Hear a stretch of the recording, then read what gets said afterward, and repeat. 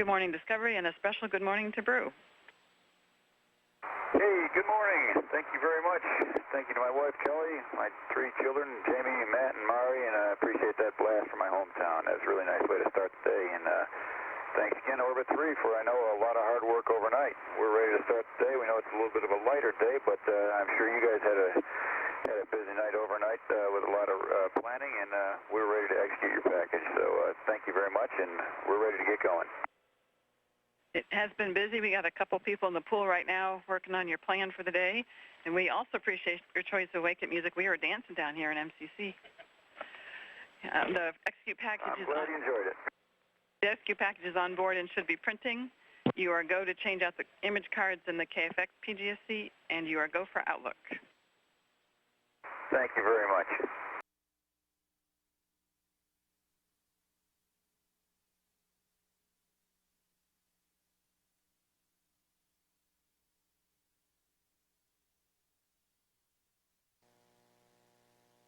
This is an inside view of the International Space Station where you can see Commander Mike Fink continuing to work on the configurations and setups of the recycling unit. He's setting that up for a run of the urine processing unit. They will be working on that today, as well as an additional dry run of the distillation assembly. That was a new piece of hardware that was brought up with Space Shuttle Discovery, installed a few days ago by Sandy Magnus. Once she had that installed, they conducted a dry run yesterday, but they're going to repeat a few moments of that again today to get some additional documentation for the engineers before pressing with a full wet run that should last about 4 hours.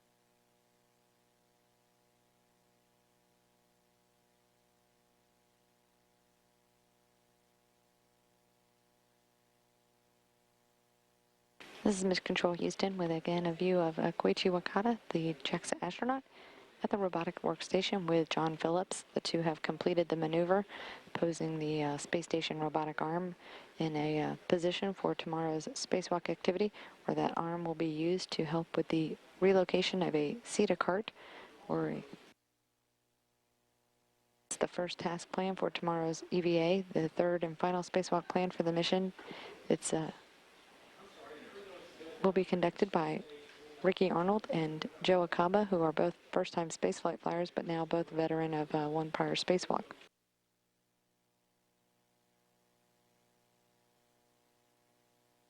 You can also see in this view Expedition 18 Commander Mike Fink just coming into view.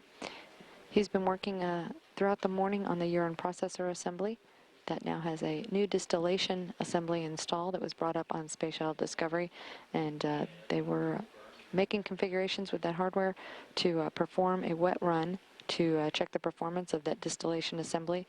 After a successful dry run yesterday, they noticed some low flow rates and have called off that activity for the time being to give the ground team a chance to investigate and do some further troubleshooting with that urine processing assembly.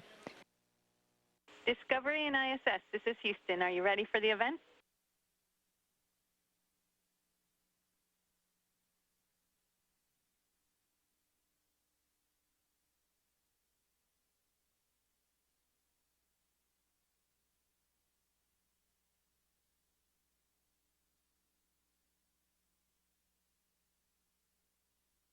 Yeah, aboard the space station today we worked with the urine processors, one of the high points of our mission, one of our priorities, and we're making connections and disconnections that involve urine, which has a acidic treatment in it so it doesn't go bad, and so we have to wear our protective gear. It looks a little bit funny, but it keeps us safe. This is the urine processor. It takes perfectly good urine and makes it into clean water. From that water we can make our own oxygen aboard the space station or even use it for drinking. And so these are some of the connections, and we're just finishing up our first tests, and so far it's looking pretty good. That the new water processor that got brought up by the Discovery crew, it looks like it's going well. Thanks. In the first part of the mission we have been transferring nitrogen from the shuttle to the International Space Station, and today we terminated that N2 repress, and you can see Sandy and myself here in the on the shuttle side taking on the flow of the nitrogen. She's very happy to be coming home in a few days. Here you see Tony, by the way, right now is off in the airlock helping these guys get ready for this evening, but he was filling up a PWR earlier today.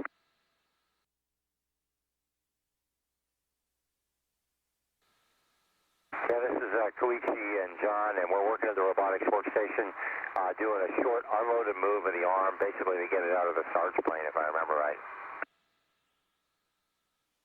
All week long, Koichi's been John's M2, or sometimes they flip-flopped rolled M1 and M2, but Koichi's done some great robotic arm work for us.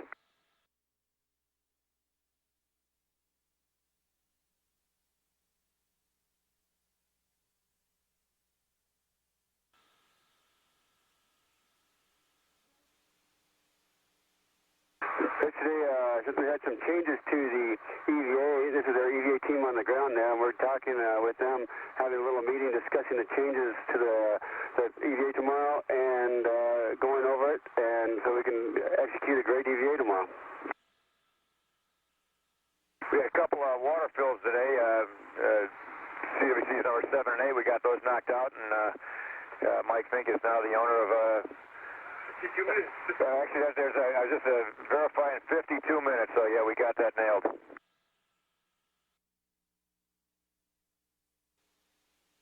Yeah, Sandy and Koichi did a bunch of handover stuff today, and I know they did a lot of filter vacuuming and a lot of sort of general daily routine kind of handover. I'm not sure exactly what they're doing here. Yeah, this is the Destiny Laboratory, and here we are coordinating some more work with the urine processor that took up a lot of my day aboard the space station. But as you can see, things are inside looking good, and we're making sure the ground is getting a good inspection of it also.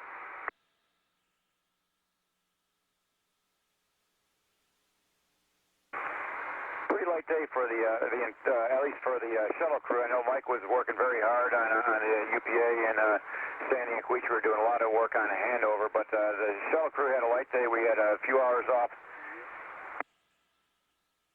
Swanee saying I did. He was doing all the work today on the EVA replanning. But and here you can see the guys still getting their tools ready for tomorrow's EVA.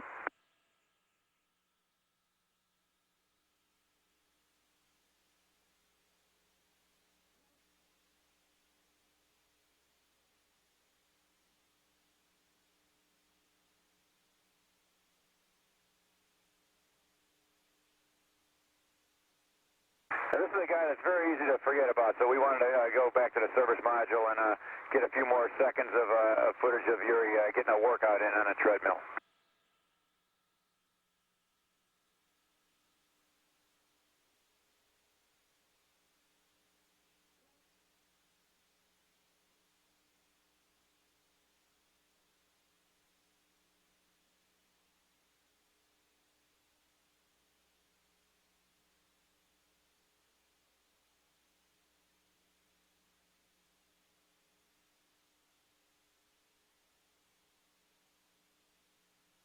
That was not the LOC, that was just my camera out of control. And coming back through the Russian segment back into the Node 1, we'll see Tony doing some good work, helping the EVA guys get their gear ready for tomorrow's EVA.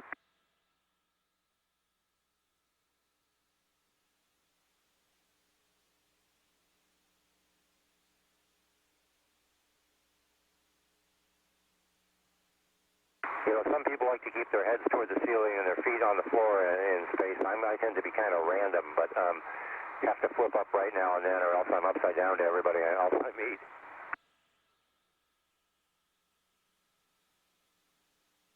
Right now, Ricky and Joe are in the airlock getting ready for their camp out. So this is just before that. They're grabbing their sleeping bags and the food they need for the night, and they're heading on their way into the airlock to get ready to go spend the night there.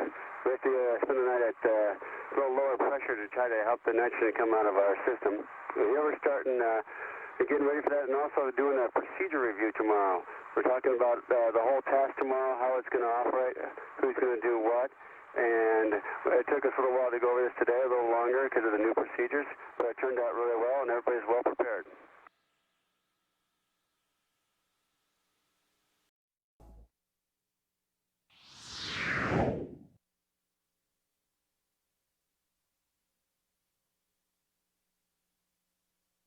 There's one thing I gotta say, there ain't nobody here but us chickens.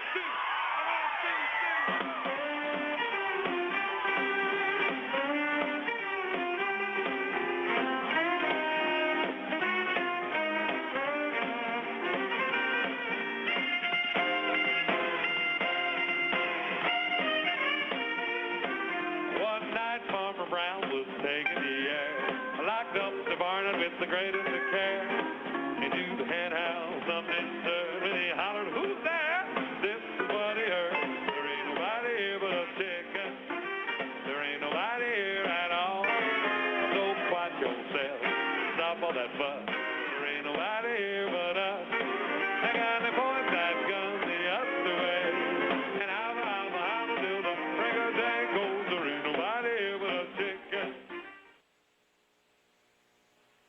Good morning, Discovery, and a special good morning for you, Swanee.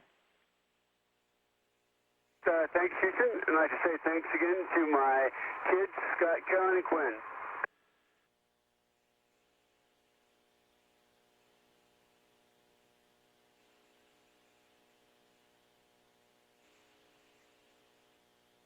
This is Mission Control Houston with a view in the Quest airlock, where as you can see the crew working through their airlock procedures. Mission Specialist Joe Acaba is in the aft portion of the view on the left, as you can see, wearing the mask that they use as part of their pre-breathe protocol. And also in the foreground, astronauts Koichi Wakata, who is here in the center of your view and now a member of the space station crew, and pilot Tony Antonelli, who is assisting with the pre-spacewalk procedures. All the activities going smoothly thus far. The crew woke up just a little over an hour ago and working through the airlock procedures. The two spacewalkers for today's EVA will be Joe Acaba and Ricky Arnold, who will both be egressing into space for the second time. They've each had one prior spacewalk on this mission, their first spaceflight.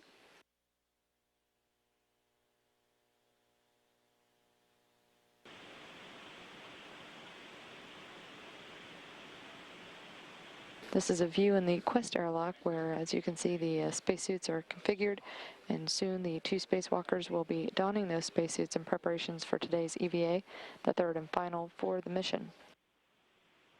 Today's spacewalk will be conducted by Ricky Arnold and Joe Acaba, who are both on their first spaceflight mission and now each have one spacewalk under their belt. This is a view as Ricky Arnold coming into view. As you can see, he's got the lower portion of his suit on and soon will be getting assistance for the HUD, or the hard upper torso, which is the top half of the spacesuit. You can see pilot Tony Antonelli in the lower portion of your view, undoubtedly helping mission specialist Joe Acaba get suited up in his EMU. Today's task, the first of which will be the relocation of the crew equipment translation aid, or also known as the CETA cart. Then they'll move on to some other tasks that were rescheduled from the prior EVA. Specifically, they'll be revisiting the unpressurized cargo carrier attach system, which is on the port truss segment, where they'll be reworking with a pin that had given them some trouble on their original attempt to install that on the truss. Once they're completed with that task on the port truss, they'll then move over to the right, or the starboard truss, where they'll then deploy a payload attach system.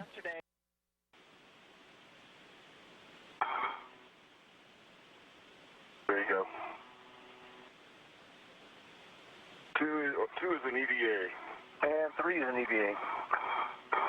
Hey, I copy. Link checks complete. You're both in EVA.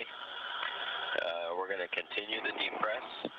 Again, you'll need to monitor your suit P gauge less than 5.5. And so, Joe, on the crew lock depress pump manual isolation valve to open, y'all can expect an alert tone. Depress pump man ISO is open.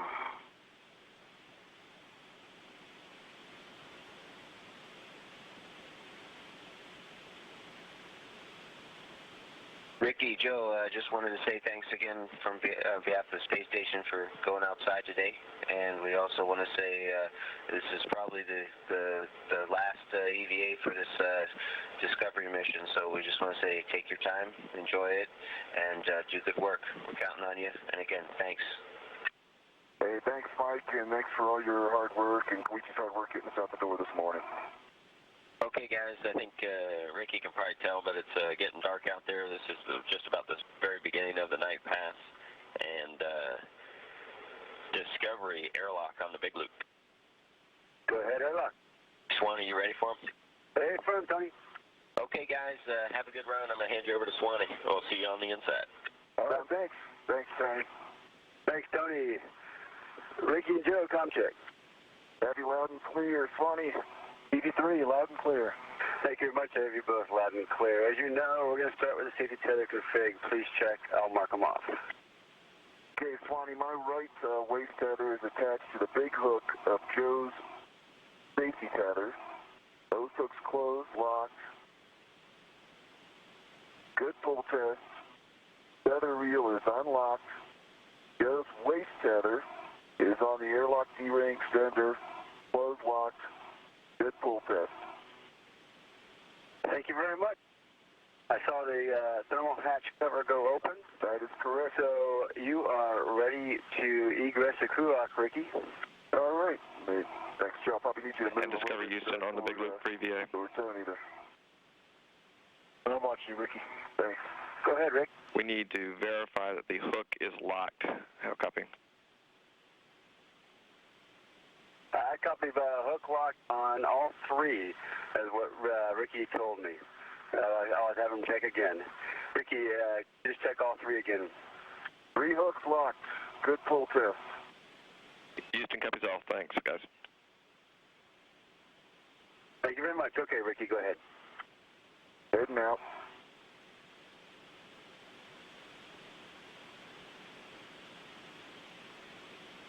Stand by, Ricky. There you go. Hey, thanks very much.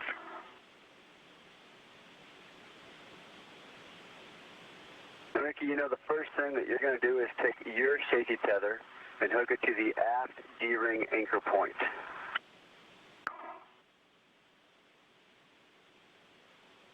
Okay, Swanee, that is complete. Close locked, good pull test. Safety tether reel is unlocked. Copy all. Let's take Joe's safety tether and attach it to the forward D-ring anchor point. Inward.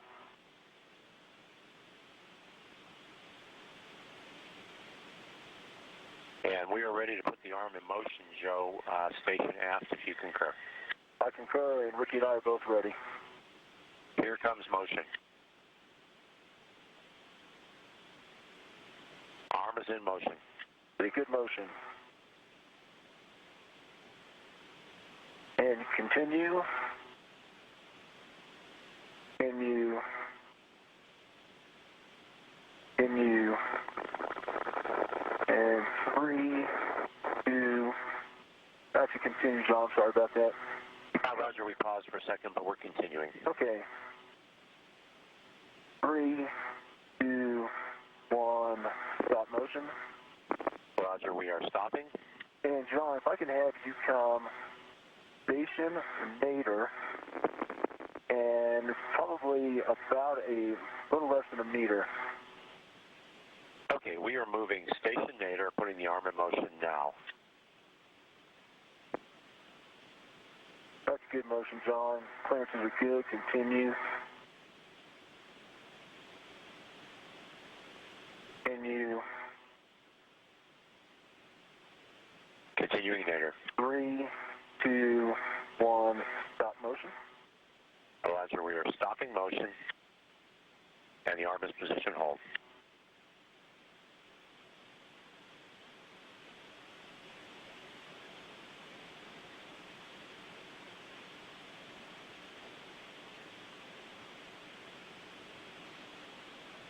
So I have a mini wick station end effector. I set you up for that little pin there. Thanks, I see it. Yeah, good.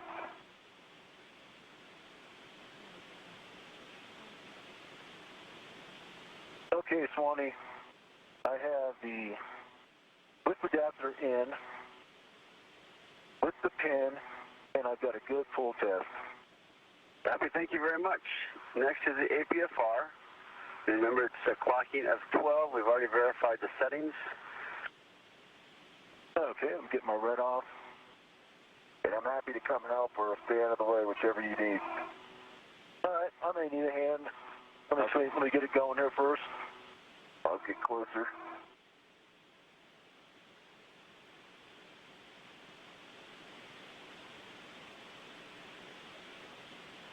And Alpha Houston on to John. You should have that tip elbow camera view on the cupola monitor number 3 at this time.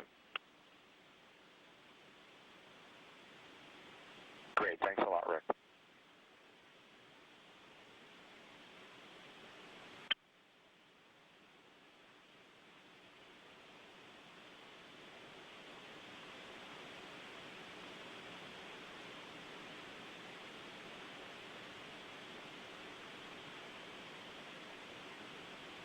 Keep it coming, Ricky. Got it?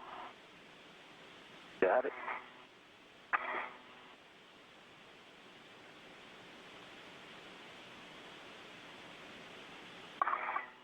Very good work. Oh. Okay, I see. Black on black. Good pull and twist. Sure, Ricky. You release your red. That'd be great. Bonnie's ready. I'll release the red. I'm ready. And just verify clock at 12. That's affirmative, and it looks like the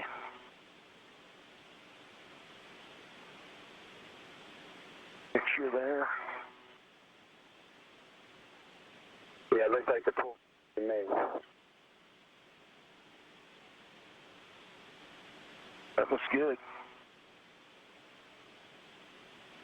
Now when you're complete with that and you have your tether output back, we're ready for the 55-foot tether swap.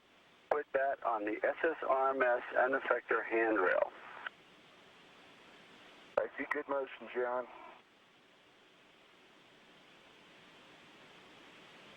Let's get that guy clear. There we go.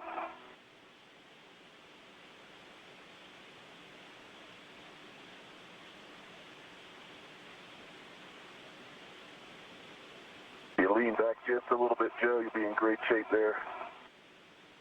Fantastic. All right, John, you're working on about 1 meter away right now. It's looking good. Okay, thanks, Ricky. We're continuing body out and putting in a little in the other directions. Copy.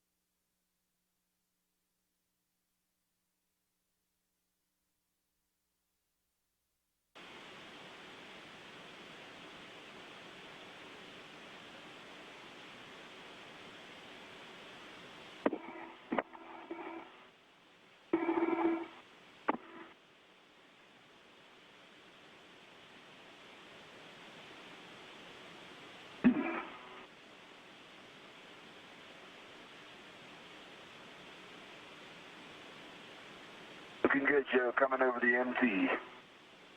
Great. The Earth looks beautiful. Yeah, Joe, we've moved you about 4 meters. We're about a third of the way. Copy, John. Thanks. This is a dramatic view of the space station robotic arm now in motion.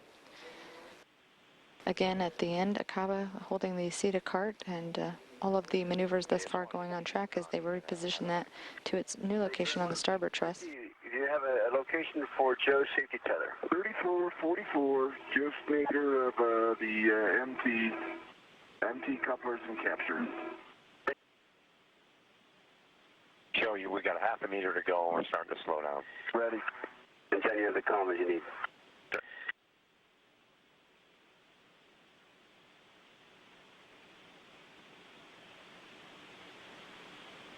Looking good, John.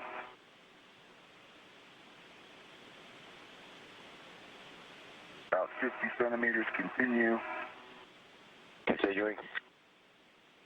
40 centimeters, continue. Looks real good. The alignment actually looks good too. Yeah, you're looking great. Station, straight station, you say at the nadir about 30 centimeters, John. Continue. Roger. 20, continue. 10. And no more, John. We're stopping motion. Very good. Hey, Swanee, port unit, wheel bogey is secure. Port unit, copy. And nadir. Copy that. I'm just looking at that rotation. There were 2 holes there, but I see where it's lining up. Okay, whatever you think is best there. Yeah, I think hammering it outboard, best way to go. Okay, great, thanks. And how much far? I mean, I remember from 2 days ago, it looked like maybe, inch or so, or inch and a half, just outboard. I agree, maybe, 5 degrees, 10 degrees. Yeah, okay, great.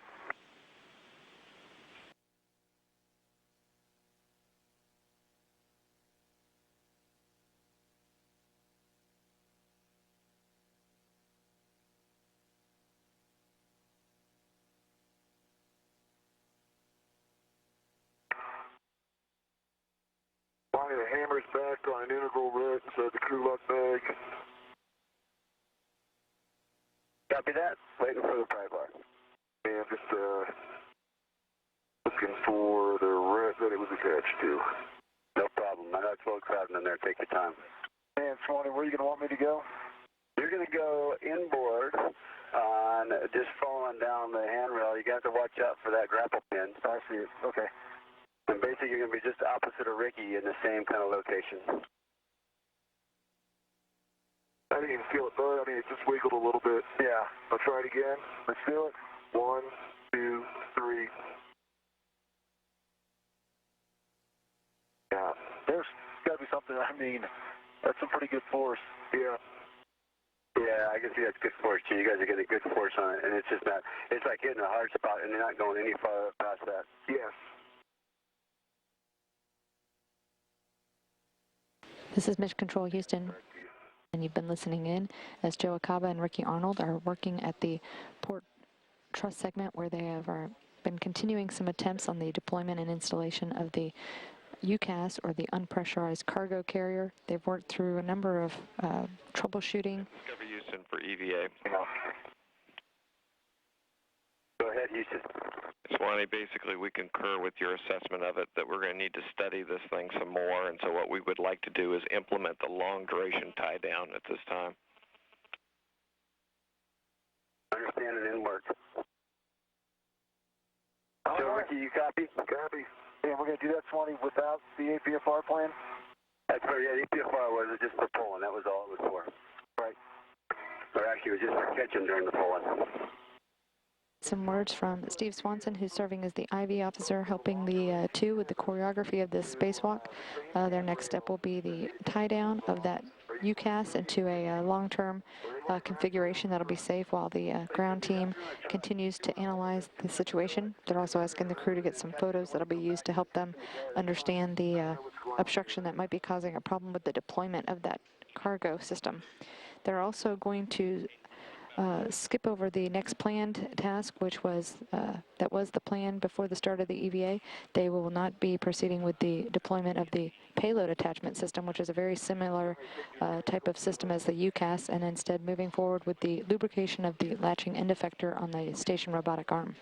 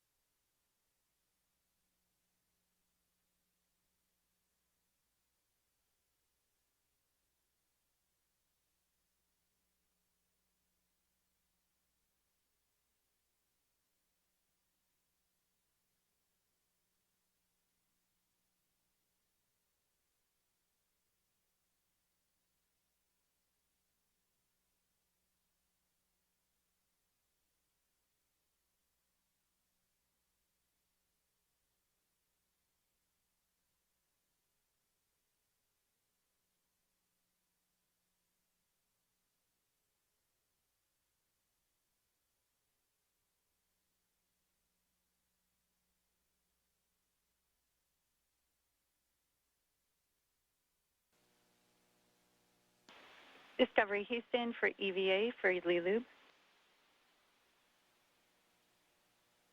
Go ahead, Houston. Once you have all your equipment gathered, per the bottom of step 31, your go for Lee Lube. And Thank you very much, Houston. Page 31. Copy that. I'm on there. Okay, Ricky. You want to give me your... That call from Capcom, or spacecraft communicator Lucia McCulloch, letting the spacewalkers know, and the team watching from inside the station as well, that the spacewalkers are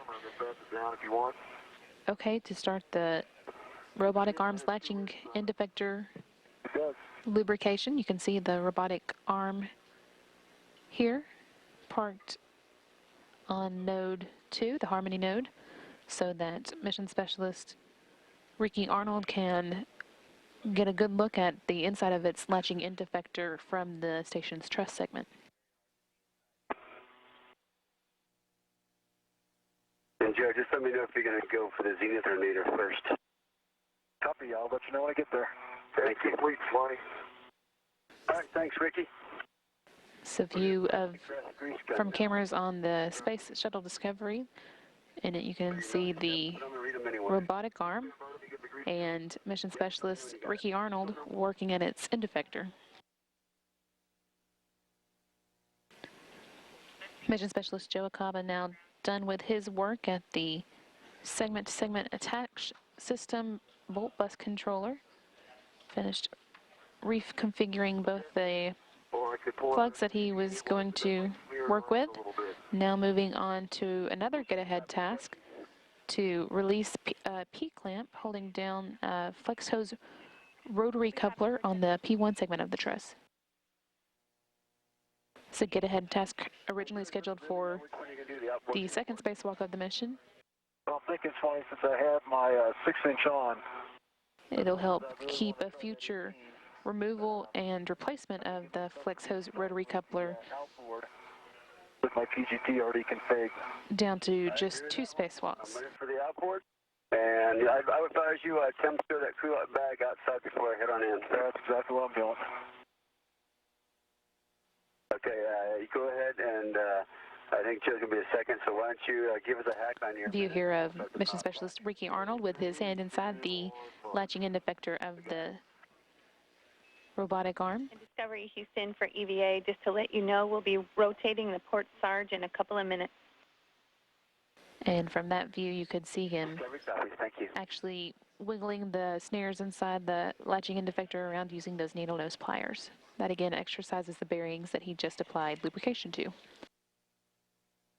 The idea, of course, to prevent the snares, the wires inside, from curving into the S-curves that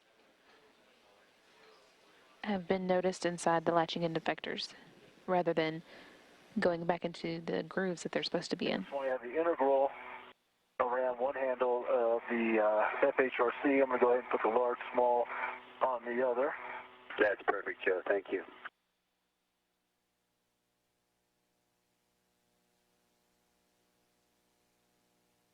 There are 3 of these snares or wires inside the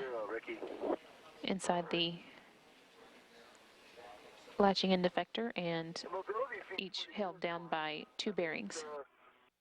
Like the first one, it was moving pretty easily. Sounds great. I cap it with the... Houston copies. Ability seems pretty good. All right. Unfortunately, Ricky, it's number 4 now. Same thing.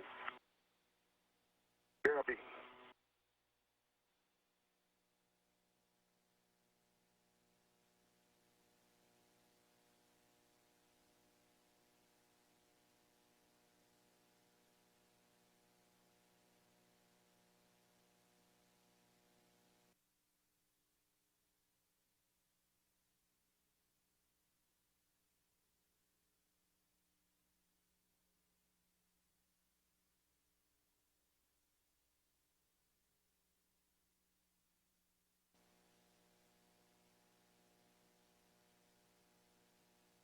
Okay, I'm ready, Queech. Bobby, we're ready. Yes. You can see there the latching end effectors moving, the snares moving inside the latching end effectors in this view from Mission Specialist Ricky Arnold's helmet cam. Joe.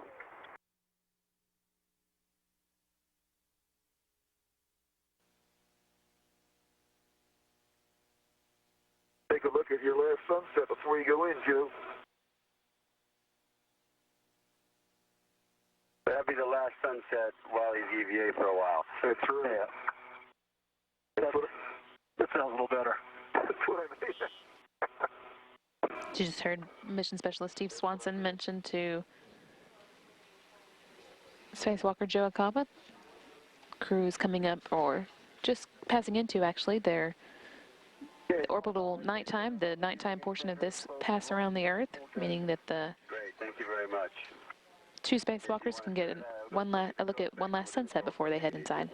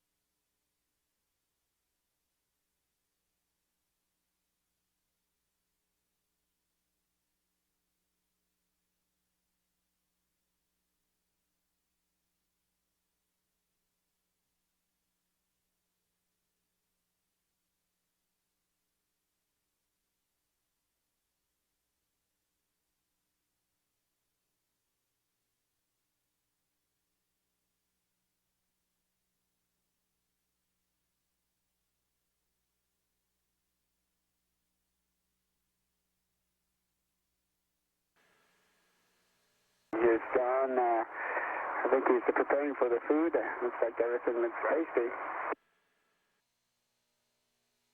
He has all kinds of food and drinks and in the galley and... Okay, well, the guys, we're getting ready for the EVA. We did have some house maintenance to take care of today. We had filter cleaning in the morning, and you know, it's something we got to do every couple of days to keep the orbiter in good shape. So we're happy to do it, and it's not the most glamorous work in the world, but we're happy to do it. Okay, we get Joe and Ricky in the airlock and drop the pressure down, back down to 10-2 and start loading them in their suits. And you can see folks videotaping us on the outside of the airlock. And as we get those two guys through the process of getting them dressed up and getting them ready to go out the door.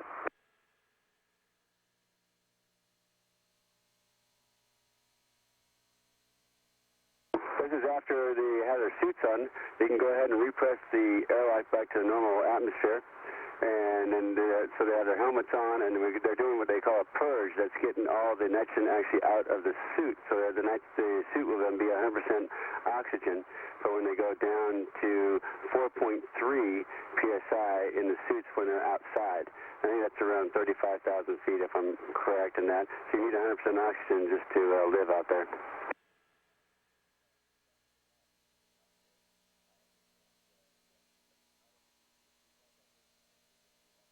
Okay, well, those guys are just getting ready to come out the door for EVA number 3. Swanee and I just had a small little arm operation here. We had to take the shuttle arm and move it to a shoulder yaw to about 160 so that we can provide good viewing for our seated cart operations later on in the EVA.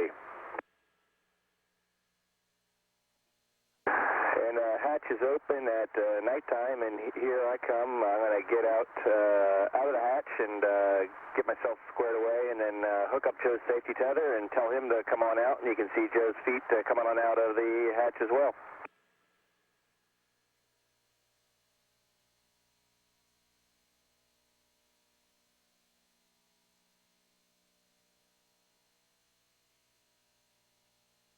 Here's another view of us getting squared away around the airlock, and here's a guy inside who was taking good care of us, telling us what we needed to do.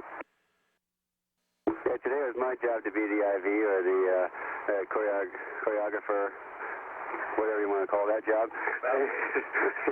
And I heard the quarterback's a better term. Yeah, we'll go with that. But whatever you want to call it, that was my job today, and they did so great outside. It made my job easy.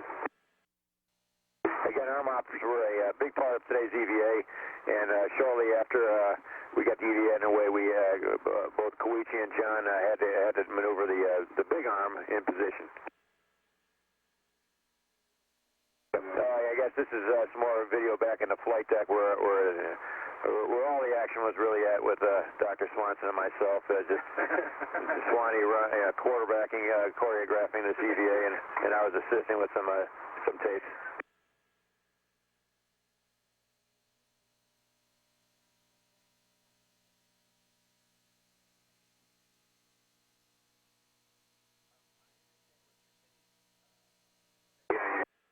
We used a big arm to support the EVA, and we put, John and I were operating a robotic arm, and the task that we did first was the seater cart relocation. Joe was at the tip of the robotic arm holding a big seater cart, and we moved him up and down like 10 meters, 13 meters, 6 meters, and it was a big move. And the big arm was very stable, and it was really fun to operate a very nice robotic arm. Here's the robotics workstation in the laboratory, and John and I operated the robotic arm. Here I'm at the control of the hand controllers, flying Joe at the tip of the robotic arm with a seater cart.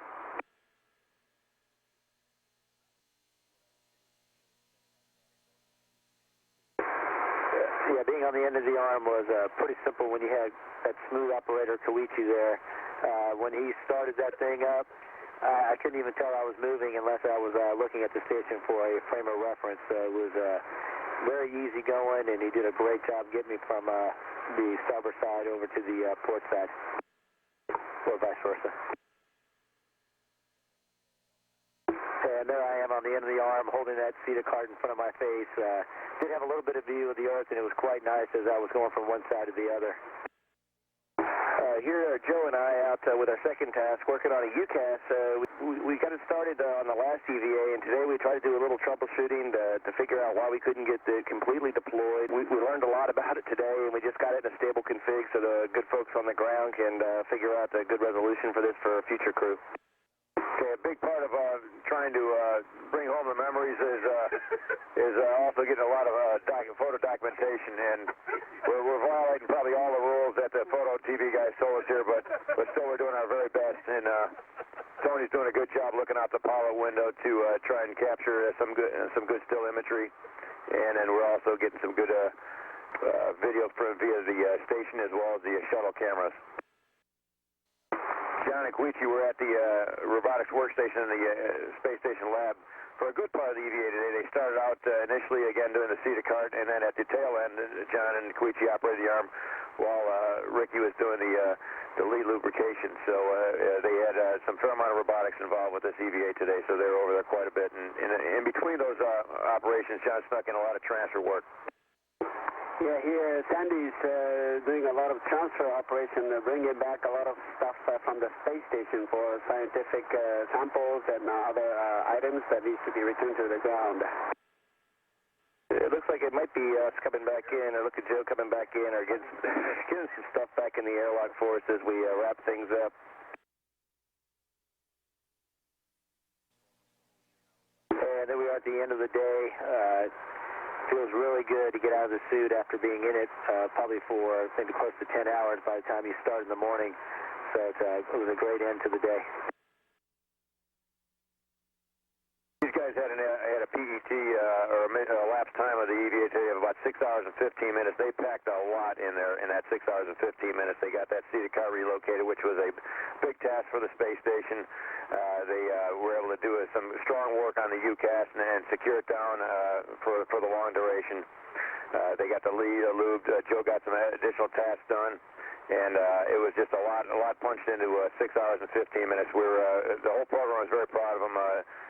Myself and Swanee in particular, we couldn't have been happier with today's performance by everybody, not just these guys here, but the folks on the ground who did a lot of planning overnight last night, getting ready for this EVA on very short notice. And then the reason we had to push up the PMC tonight, as well as the post-EVA tag-up, was we were invited by the space station crew to come down and enjoy dinner in the service module, hosted again by the space station crew, Yuri, Sandy, and Mike Fink, as well as our newest expedition crew member, Koichi Wakata. So we couldn't pass up that offer. We appreciate you guys accommodating that in our schedule. And matter of fact, you didn't hear some of the voices tonight. Didn't hear Mike or John and Yuri because they are still down there manning the fort. I suspect John's he really misses the Russian food, and he's going to get a lot of it while we're not there to eat it.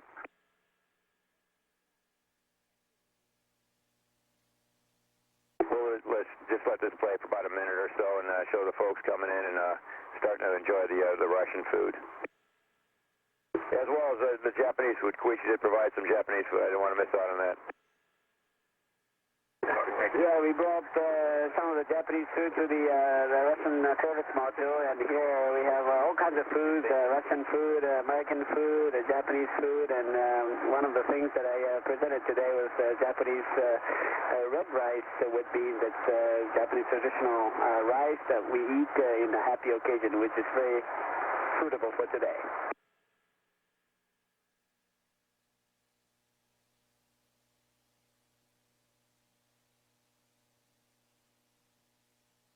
And that's Russian food. We really don't know what it was, but it tasted good.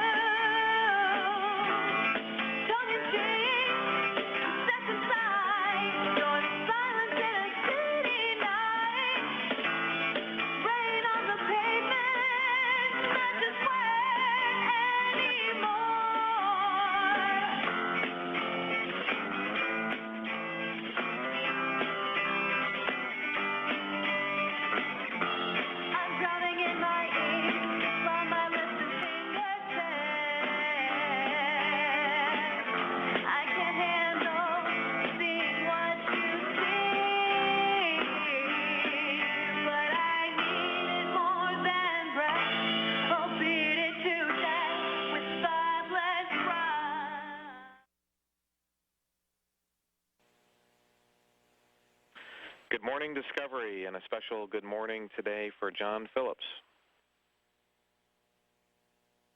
Good morning from Discovery. It's great to hear from you, and it's great to wake up to the sounds of Houston Band Tree Stump, including my daughter on bass guitar. And we're looking forward to a day of getting our big motorhome ready for the open road and pulling out of the driveway. That sounds great, John. That was nice this morning, and good to talk to you guys today.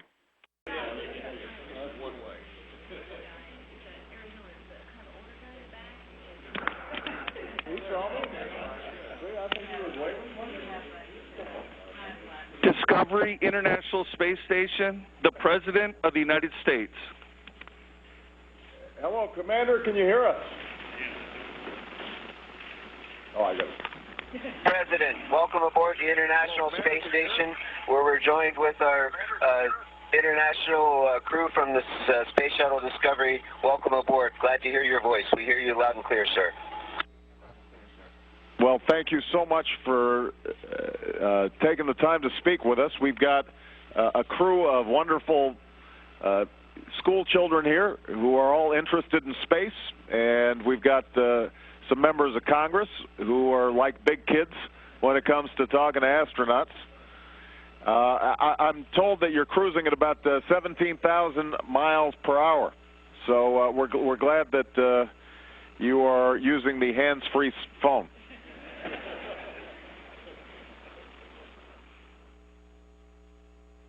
Mr. President, we go around the planet once every 90 minutes. It's quite a thrill, and it is very fast, and we see 16 sunrises and 16 sunsets every day.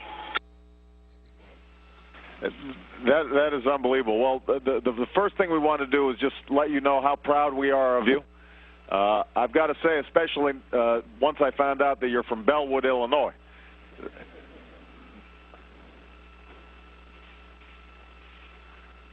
President, it was a beautiful place to grow up, and I have a lot of roots that are still there. Well, that's great.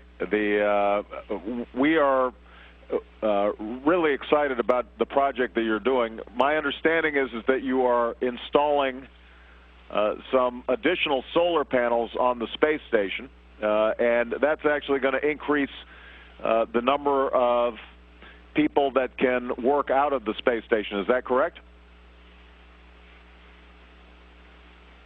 Sir, that's correct. We've roughly doubled the amount of solar power available for experimentation and for supporting a larger crew, and we hope to go to a crew of 6 and a more aggressive experimental program this year.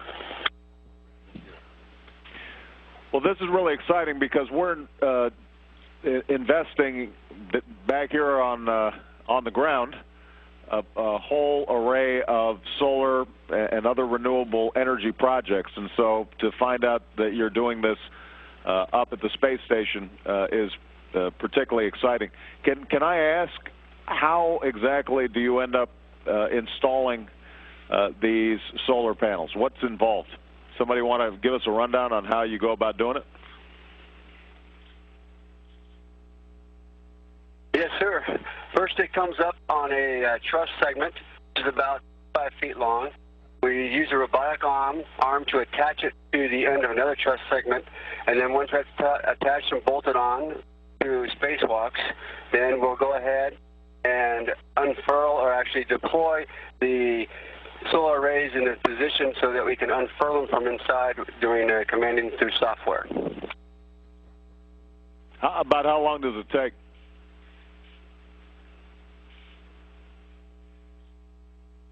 Spacewalk, we put it all together about 6 hours, but to actually do the commanding to actually deploy them out to their full length only takes about 2 hours. Well, obviously, we're really proud about the extraordinary work that our American astronauts are doing. You are a representative of the dedication and sense of adventure and discovery that we're so proud of. But one of the things that's wonderful about this is that it is an international space station, and I know that we have our Japanese and Russian counterparts on board as well. We'd love to say hello to them and hope that that this is an example of the kind of spirit of cooperation that we can apply not just in space but here on the ground as well. Yeah, it's an honor to have a chance to talk with you, Mr. President. We have a Russian crew member, American crew member, and I'm from Japan, and we have 15 countries working together in this wonderful project, National Space Station, as well as on the ground in space, and this really symbolizes the future of the scientific development of the world, and I'm just happy to be part of this. That's wonderful.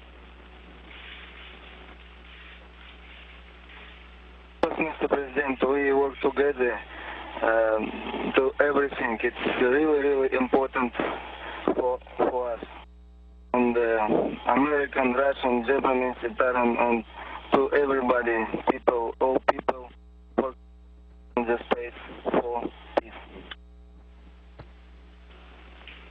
Now, I notice you're bouncing around quite a bit there, guys.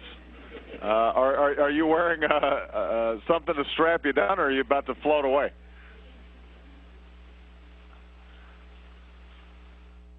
Mr. President, we're just holding on with our toes onto some handrails below us, and at any moment we could all just easily float up. And that's one of the fun things about flying in space. We get a chance to talk to a lot of kids and show them all the adventures that we have flying around. It's also, it's not just a lot of fun.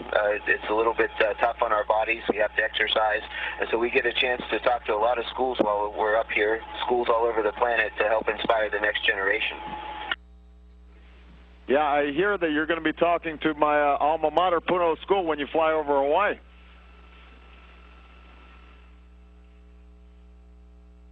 We're looking forward to that, sir. All right, well, you tell them aloha. Listen, we've got a bunch of young people here. I want to see if any of them have some questions. Anybody have a question over here? Okay, hold on. We've got a young lady right here who's got a question.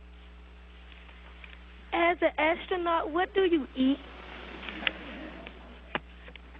Did you hear that question? They want to know what you guys are eating up there. We're eating really well. We eat a lot of, it's prepared at NASA, but it's kind of like a backpacking food. It's dehydrated, rehydrate it, and warm it up. We also have food similar to meals ready to eat that they use for the military, and that a few of us ate last year when a hurricane came through Houston. Do you guys still drink Tang up there?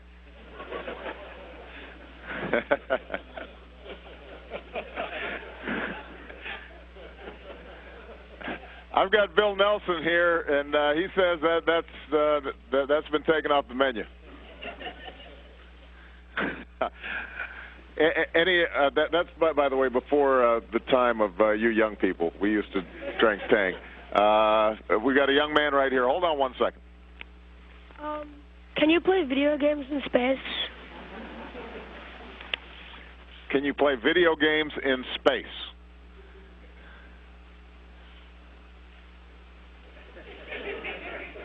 We can, in fact. And in fact, a few years ago when I was up here for 6 months, I had a video game that I used to play in my spare time. Unfortunately, we don't have much spare time. So we can. We have a lot of laptop computers, but for the most part, we stay real busy doing real work.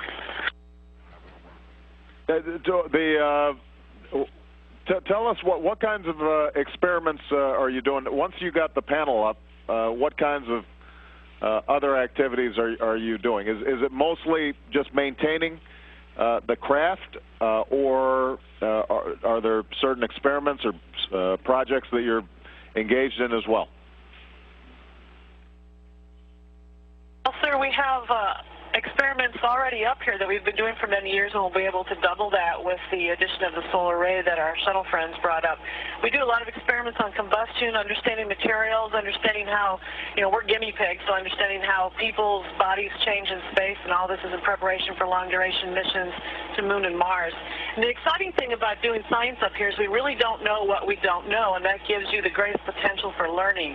And we've had a lot of cases where people have set up experiments, and we've conducted them here on the space station only to find out that we've learned something new, something more about the fundamentals of the processes and the science. So it's a really great place to learn a lot. Outstanding. Any of the young people have another question? This young man right here? Hold on 1 second. Have you found any life forms or any plants out in space? It's a good question. Any life forms out there other than you guys? We did an experiment on this mission to take a swab or a sample of the surface of the EVA, the spacewalker's gloves, both before and after the spacewalk.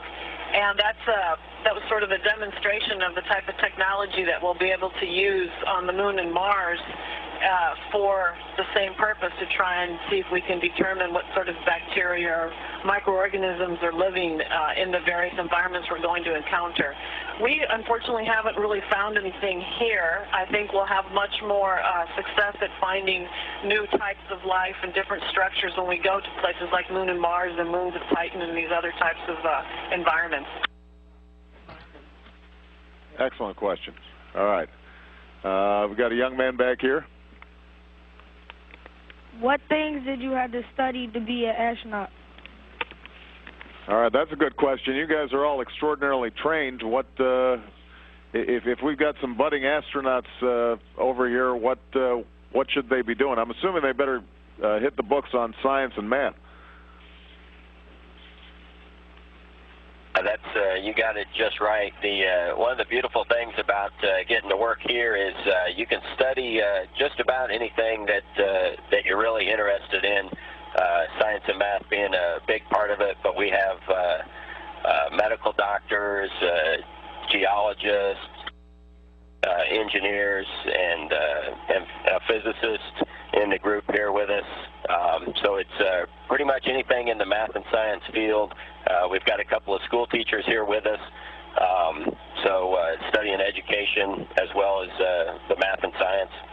But there really is room up here for everybody. The important part, though, is to work really hard and do well in school. It'll make a difference in your future. And what about fitness requirements these days? You know, some of us remember watching The Right Stuff, where, oh, that's pretty impressive. Well, Mr. President, the fitness requirements are still... Go ahead. I'm sorry. President, the fitness requirements are still there. Matter of fact, the International Space Station just recently incorporated a new fitness machine. It's a very, very fancy workout machine you see in a gym, but it's called the A-Red, and we can do a lot of good exercise on it, leg exercise, strength training for your legs as well as your upper body. So, particularly for the long duration folks, it's very important to maintain your muscles in good tone and help you readapt when you get back on planet Earth. Excellent. Okay, there's a young lady back here had a question. When you say you exercise, what do you do?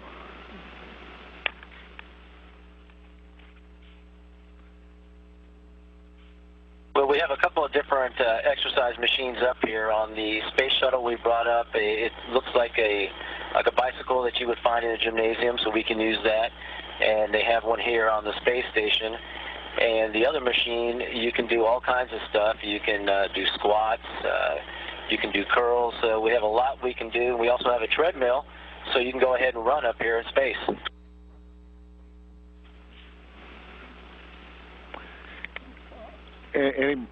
Okay, we got another question from a young man. Hold on. Do you know how many stars there are in space?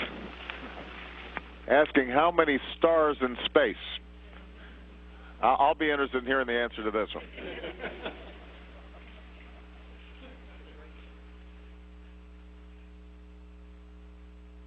Well, aboard the International Space Station, we can look down and see our beautiful planet Earth, and we can also look up and see the rest of the cosmos. And we can see that there are so many stars out there that it's very hard to count them all. And we can see that our Earth is a very small planet in such a big universe. And it's just really amazing because it gives us a deep perspective of that we have to really take good care of our own planet, and that our own planet is just a small place, and we have the whole rest of the universe to work together in an international sense and go explore this whole universe that's in front of us and all the discoveries that we'll make together. So maybe we'll someday be able to count how many stars that we have, because we're starting to go to the stars as human beings together. And that's what's really exciting about serving aboard the International Space Station and flying up and down on space shuttles, is that we're part of that great adventure. And we need you kids to study hard, because we can't do it all by ourselves. We really need you guys to work hard and do whatever you're supposed to do, and do it well, like Tony said, because there's a whole universe in front of us. I had a quick question. Does weightlessness have an impact in terms of your ability to sleep?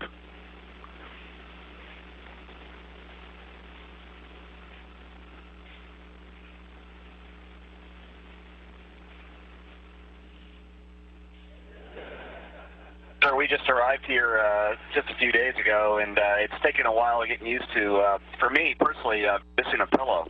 You're used to laying down on a mattress and having a place to rest your head, and so it's taken a while to get used to that.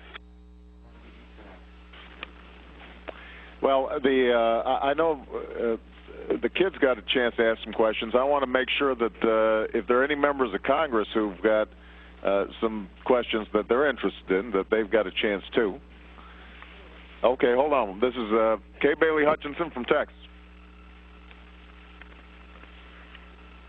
I understand that you are doing experiments on salmonella and watching those organisms and how they react and grow, and we've had some salmonella problems here on Earth.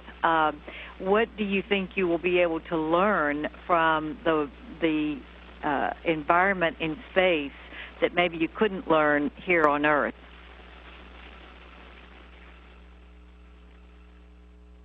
Actually going to have a bit of a hard time answering that question. We do indeed have an experiment called the National Laboratory Program Vaccine Experiment, in which salmonella in which certain microorganisms are exposed to salmonella.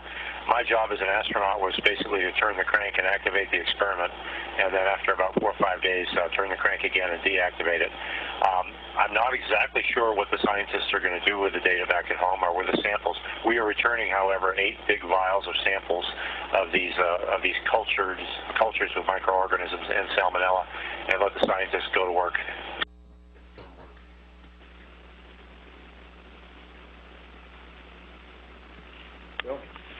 This is Bill Nelson. He knows a little something about this stuff. Hey guys, I wish I were up there with you. You are just getting to the point where it's really looking like a full-up national laboratory where we can really do the experimentation. When will you have it full up, ready to go, where we can then reap the results of that $100 billion investment?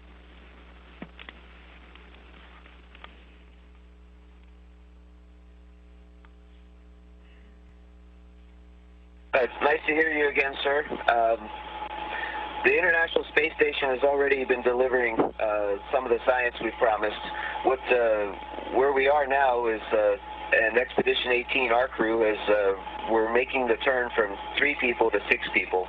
The next crew that comes after us, a few months after we get replaced, we'll have 6 people on board the International Space Station. So that's why we needed the solar power. That's why we needed the second toilet and other things, so that we have a room and facilities for 6 people. And once we have 6 people, we'll have enough time and energy, solar power, I mean, to run all the experiments that we can. And then it's just a matter of getting enough experiments up and down from the space station to really reap on that science. We've already been delivering, and we got a lot more to come. And like Sandy said, there's a lot of things we don't know, so there's some really interesting discoveries out in front of us. Do any of the young people have any more questions? Hold on one second. We've got one here. Do you love doing your job? They asked if you love doing your job.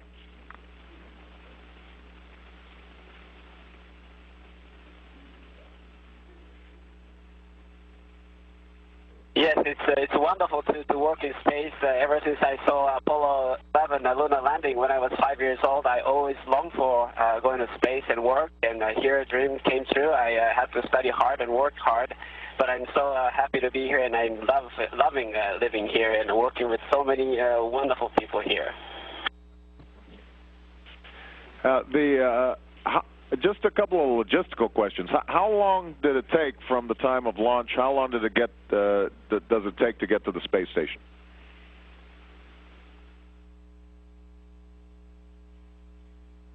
Well, Mr. President, let me answer that in two ways. First of all, it takes us about 8.5 minutes to get to orbit, and at that time we're going 17,500 miles an hour, but we're in a bit of a tail chase with the space station, and it's approximately about a day and a half to 2 days later that we actually rejoin with the space station. Okay, so 8 minutes just to get into orbit, but then you've got to basically try to catch up with the space station and match up so that you can lock in.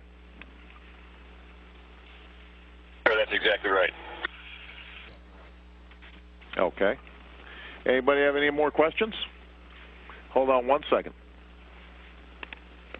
What's your favorite or the most interesting experiment you're working on up at the space station? Okay, do you guys have a favorite experiment right now?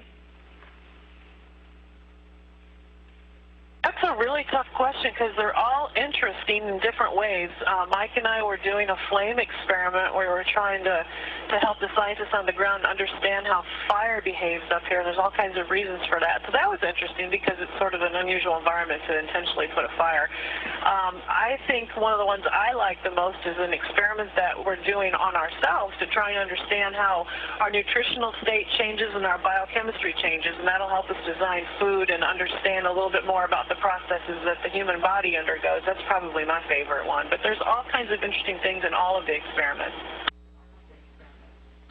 Now, can I ask you a question? Were you tempted to cut your hair shorter while you were up there, or do you? Is it fun and weightlifting? Well, that's a really good question because it is a little bit of an overhead to take care of long hair here. I think, ideally a short haircut's the way to go, but quite frankly, on me, it wouldn't be so nice, so I kept it long. I think it's a real fashion statement. Hold on one second. We got another young man back here. How much spare time do you have in the day? How much spare time do you have? It sounds like you guys are pretty busy. They do keep us pretty busy up here, and we have a very tight schedule that starts from the moment you wake up until the moment you go to sleep. But they give us a little bit of time in the morning to get yourself ready, get yourself cleaned up, have some breakfast, and the same in the evening. So we can use that time to either call down to our family and friends or maybe even check our email and see how things are going back on Earth. Now, that's interesting. Does email work pretty much the same between the space station and computers here on Earth?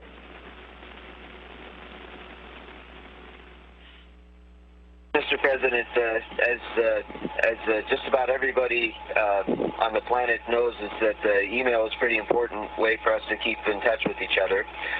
Even though we're really far away and traveling really fast, we still use email also. Unfortunately, we only synchronize our emails once or twice a day, sometimes 3 times a day, so it's not as fast and instantaneous as we are used to on the ground, but even so, it's a really useful way to get in touch with other people. In addition, we have kind of an voice over internet protocol telephone, so it's really nice that we can get a chance to talk to our families, not 24/7, but when we do have good satellite coverage, we do get the chance to call home, and that for those of us who stay up for a long time, that's what's really, really important to us. Excellent. All right. Well, I know that you guys probably have a whole bunch of stuff to do, but I think that we may have one more question from a member of Congress. Hold on one second. Thank you very much. My name is Suzanne Cosmas, and I actually represent Central Florida, the area that includes the Kennedy Space Center. So I want to first thank you on behalf of all Americans for your service to us and for what you represent in terms of America and our supremacy in space exploration, along with our international partners, and for what you're doing there at the International Space Station. I had the honor of being at the Kennedy Space Center last week when you took off, and it was a fabulous, absolutely fantastic launch, and so I wished you adieu from there, and now I'm wishing you hello from here. I want to thank you again for your service and tell you how excited I am to be representing the Kennedy Space Station in that area, but also for what you do that inspires people to be interested in the science and technology that has led us to this pioneering place where you are, and the things that we anticipate that we will be able to reap from your service. I'm very thrilled about, particularly the idea, as the President has said, of alternative energies and the fact that you're using solar panels in space. What we're hoping in the long run that you will be able to, from space, use solar energy to come back to Earth. And again, I'm thrilled to be here and very excited to have the opportunity to talk to you. And thank you so much for your service to our country. Well, I think that thank you, ma'am. We appreciate that, and each one of us here is very lucky and honored to be right where we're at here today. So the honor is all ours. We're honored to be here doing this great work. Well, I think all of us echo the sentiment. We are extraordinarily proud of you. We're so grateful that you took the time to speak to all of us. I know these young people are pretty excited to be on a direct link with astronauts in space. So does everybody want to say goodbye? Goodbye. All right. They're all beaming, and we appreciate you guys. So look forward to seeing you when you're back on the ground. God bless you.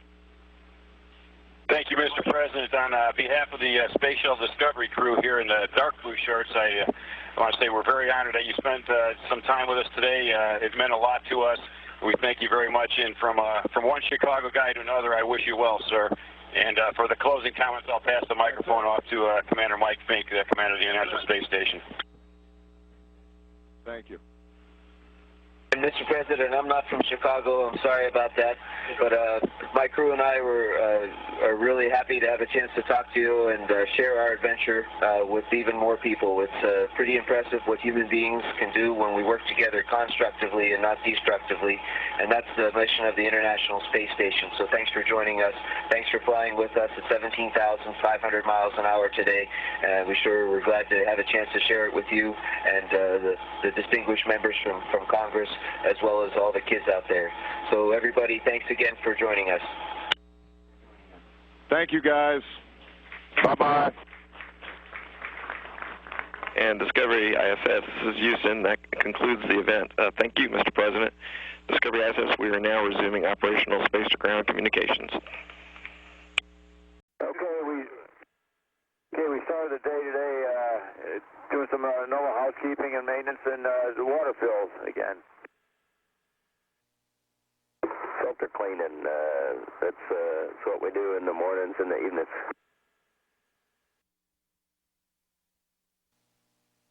And here myself and Commander Mike Fink are terminating the O2, the oxygen that was going through the Ruba system that provided oxygen for our EVA guys in the airlock while during our 3 EVAs. We did not do any O2 transfer, but this is just merely the system that allowed us to transfer shuttle air into the airlock through the Ruba system.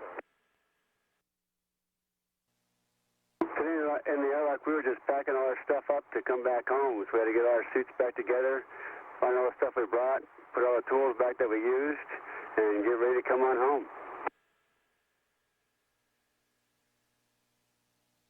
I'd like to say that the crew of Discovery were the best house guests ever. They picked up after themselves and left the airlock better than they found it. Good job, guys.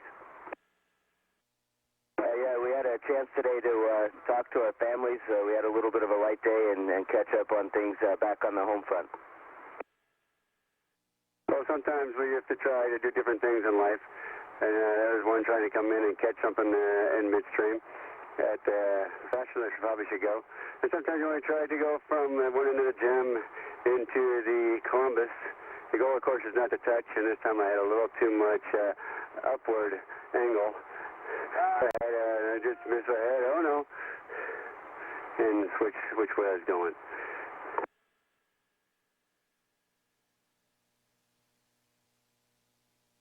Koichi and I did some work today with the unpack list as part of our handover, so he can learn where everything is and be the next human IMS.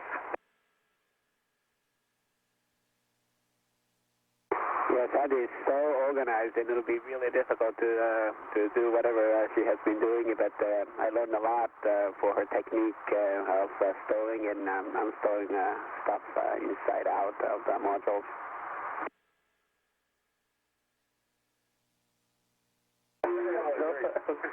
Hello, Houston.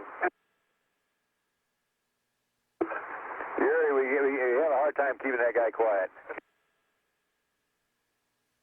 Jerry, you're getting some good workout in today, though. That was, he's hitting the workouts very seriously.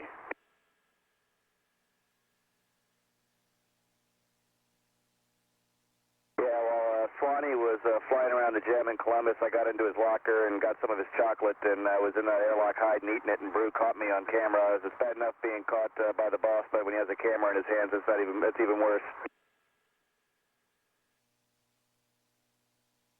Yeah, and this is a transfer brief where I've got the checklist and it's nearly complete, and I'm reading up to Liz on the ground. And we're talking about the things that are yet to be done and things that I may have missed. As we're getting closer to coming home, it's really important for us to get some exercise in. So I took the opportunity today to get some time on the ergo and see if I can get those legs stable enough to hold me up when we land. Yeah, while we're still on the station, we get access to the telephone here for another little bit. So I was trying to get in one last call home.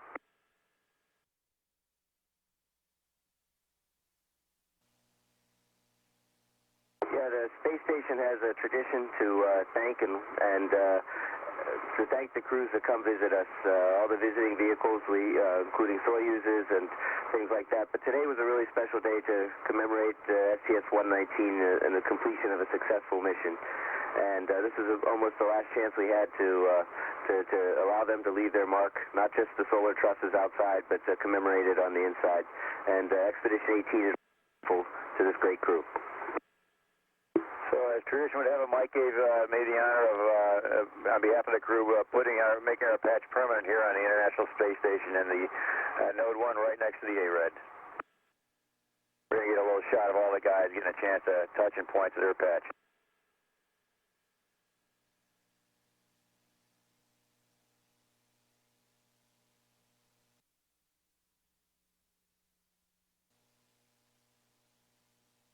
And even though Koichi is now a member of Expedition 18, he launched as a member of STS-119, so he's definitely part of that patch and always will be. And another tradition when you do EVAs out of the airlock is to put up the patch in the airlock. And so we had a little ceremony for that too, and I was fortunate to get to put the patch up on this one, and it was a great feeling.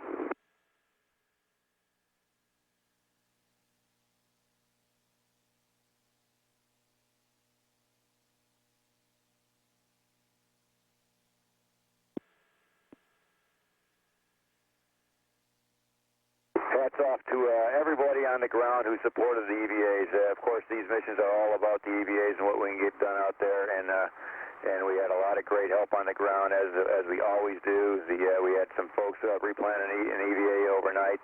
We know the work went in, and a lot of sweat and blood went into those replanning, and we appreciate that very much. We also took the time to commemorate the Expedition 18. It's coming near the end of our mission, and so we had some really special guests. Yuri and I and Sandy waited for Koichi to get here to commemorate the accomplishments we had, along with Greg Shamatov at the beginning of our mission. We had 2 spacewalks. We've got to see and got the space station ready for 6-person crew, and we've had a great time working with the ground.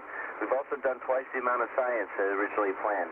We were able to accomplish quite a bit, and like Bruce says, we couldn't have done it without the ground, and we sure enjoyed working with y'all. Yes, as Mike said, we got a lot done. It's been a very memorable time up here, and I guess I'm leaving personally with a sense of satisfaction that we did get so much done, but I think the best part of the whole mission was working with people from all over the world towards this common goal of getting the station up and running and ready for 6 people, and for that I just want to thank everyone for such a beautiful experience. Yes, I am just happy to be here, and finally I joined the Expedition 18 crew, and a little bit sad that Sandy's leaving, and I'll be saying goodbye to the 119 crew. That's kind of like a sad feeling, but my mission just started, and I'm just looking forward to working with Yuri and Mike. So with that, Houston, this is our last night on Space Station, and with mixed feelings, we leave our host tomorrow. But we, again, leave with a sense of accomplishment. We're proud to have been part of STS-119, and also have proud to have been partners with Expedition 18. It's been a great dock time frame, and we look forward to what's next. So with that, we're going to close out our videos tonight.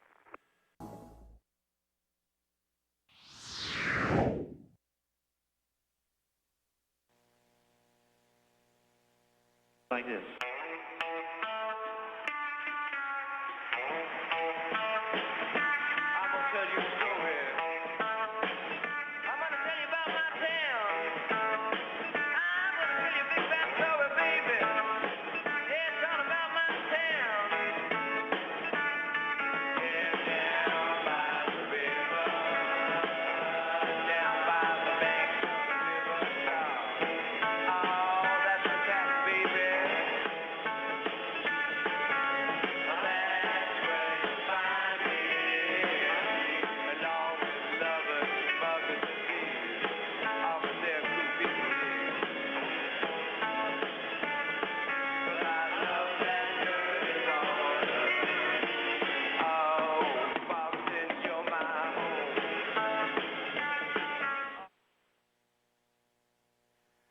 Good morning, Discovery, and a special good morning today for Tony.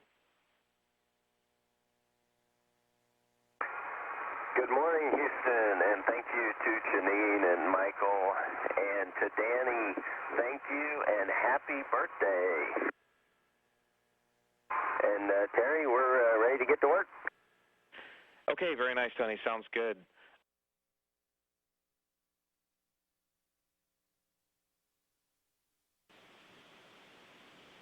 This morning, the crews are focused on the packaging and transfer of some final samples and equipment. They'll be transferring over the spacesuits that were used for the 3 spacewalks during the mission, as well as collecting water samples from the water recycling unit, and also other experiment samples that will be returned on Space Shuttle for research. For Mike, when you get a chance. This is a view in the U.S. Destiny Laboratory where Koichi Wakata is helping with some of the packaging. Wakata, the first long-duration crew member from JAXA, just starting his stay on the International Space Station. And in the view now, mission specialist John Phillips, who is part of the Space Shuttle Discovery crew on a short mission now compared to his prior mission. He has been a resident of the International Space Station in the past, He was a NASA science officer and flight engineer on Space Station Expedition 11, which launched from the Baikonur Cosmodrome in Kazakhstan on April 14th in 2005. In completing that mission, he logged more than 179 days in space and an EVA or spacewalk totaling 4 hours 58 minutes. Prior to that, he did have a shuttle mission as well. That was STS-119 in 2001.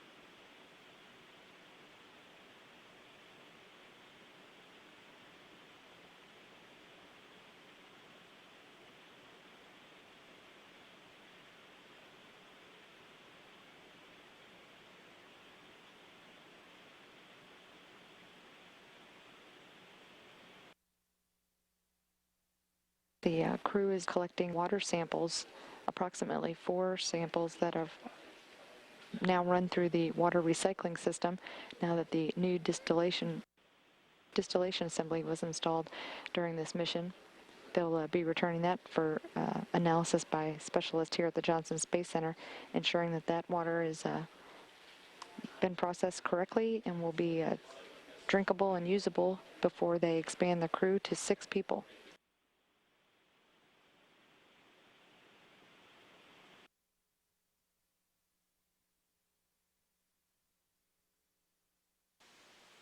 And Mike, that was a good comm check.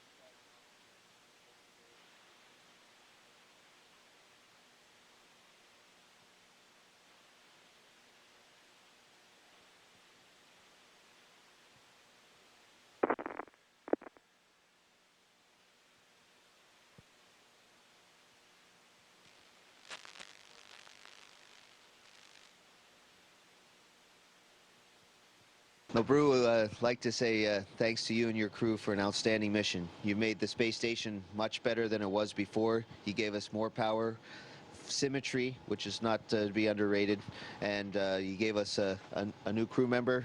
You're giving Sandy a ride back home. You brought up some equipment that we really needed for a 6-person crew. And that's what we were really hoping to get done with Expedition 18, was getting ready for a 6-person crew. And Sandy, the 6-person crew, when they get up here, they're going to be thanking you for all your organization, all your hard work, the things that you build on board. You've done an outstanding job, and I'd like to say thank you. So all of you guys, this is the toughest part of the mission, at least for me. This is, on one hand, it's a moment of triumph. You're going to shut the hatches and get ready and undock. And yet, on the other hand, we're going to really be missing you. Well, it was really great having you up here, and all the things we got to talk about and do together. I mean, that's what the dreams in our lives are made of. So thank you, everybody. Thank you very much. Thanks, Spank. Thank you very much. On behalf of our crew, the STS-119 crew, which now includes Sandy, we are very, very appreciative for the hospitality you all extended to us. You were very well prepared for us. You were happy to help us where we needed help, and you were key and instrumental in getting 3 good EVAs out the door and back in safely. We're very proud to have left the space station with more power, hopefully power that for many, many years will provide very, very useful research to your future payloads. We're most proud, though, of working with a great international team, which we have 3 countries represented here. Our country, the United States, Yuri's country, Russia, and Koichi's country of Japan. Yuri, yeah, you're welcome. Many of us didn't know you very well before we got here, but you're a great crewmate. We all would be very proud to work long duration with you. Thank you very much for welcoming us in and being such a great crew partner.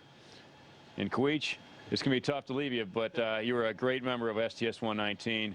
I'm very, very proud that you're with us. You're on our patch. Like I say, you're always going to be a member of STS-119. You've done a lot of great work for us, and I wish you the very best. And we do look forward to seeing you back home in Houston when your expedition is over. Spank, you're an awesome commander. Best of luck. You got just another couple of weeks here. Have happy travels, and let's get together when you get back. Thank you very much.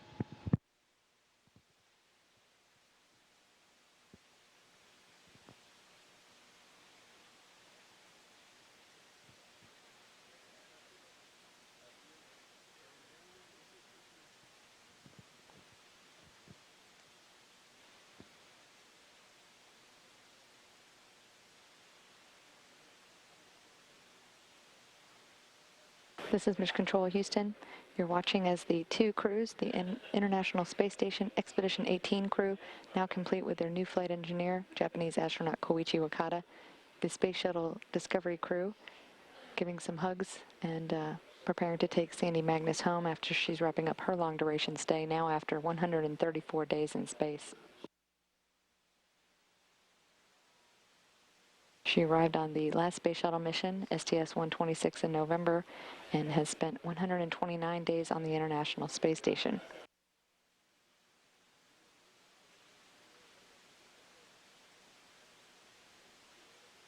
Once they close the hatches in a few moments, they'll have spent more than 8 days of joint docked operations, including 3 spacewalks and the addition of the final set of the solar array wings to the International Space Station.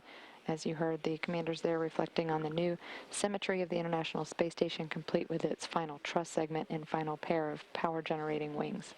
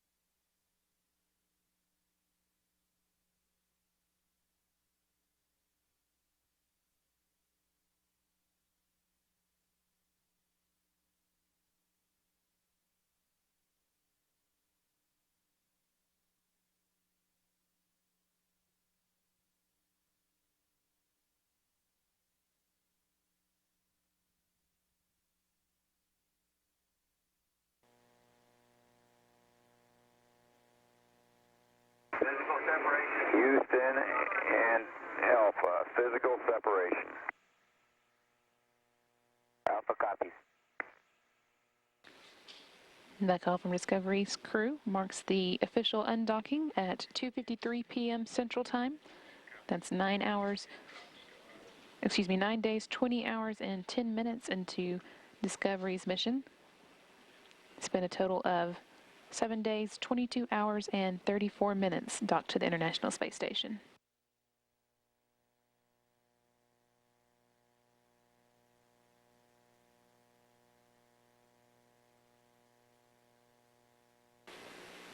This view from cameras in the shuttle's cargo bay as it pulls away from the International Space Station.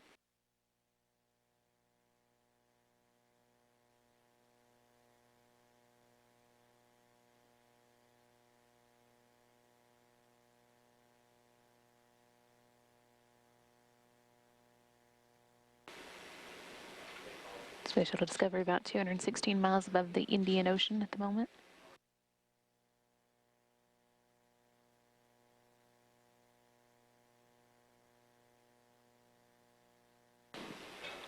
They'll be moving to a distance a few hundred feet away to begin today's fly around of the International Space Station, where the crew will, on Discovery, will collect video and photo shots of the space station in its new configuration.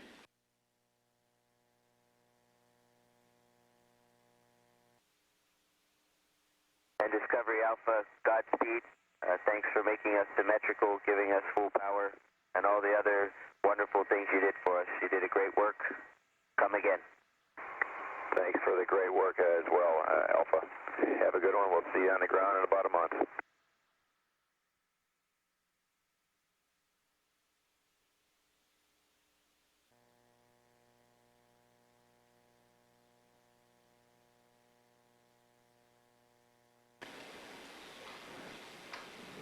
Discovery's cargo bay much emptier than when it arrived at the International Space Station, carrying, of course, the final set of solar array wings for the station's truss.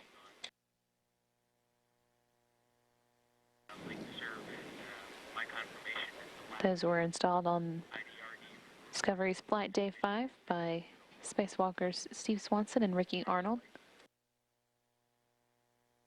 and then unfurled the next day, and this fly around is in part to gather the first video footage of the station with those unfolded, giving the International Space Station a symmetrical appearance for the first time.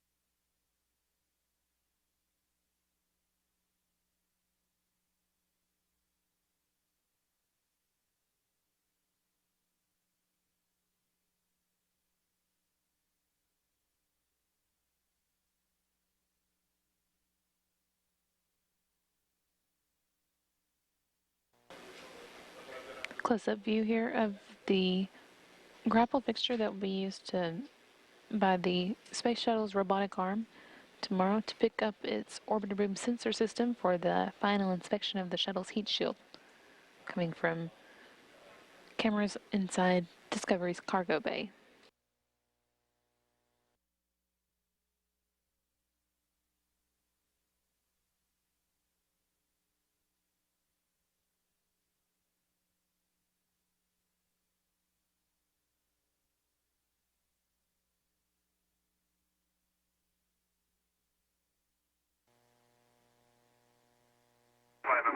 Well, we just started moving some of those 5 MLE bags in, and it's going to get more crowded when we move a couple EMUs in there. But in the meantime, we're taking a break for a little exercise. So this was sort of the finish up of our transfer ops. There's 4 on the ceiling. There's going to be 4 on the floor, but in the meantime, we had to stash them over on the side of the mid-deck.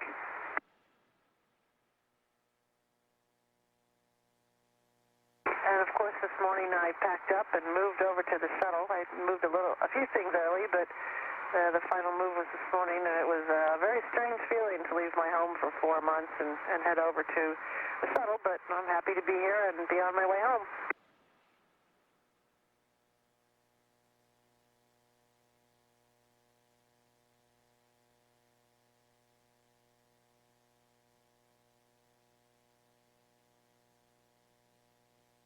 Yeah, we had a busy day this morning on the station, getting the last water samples and taking care of all the last-minute things that you have to take care of before you undock.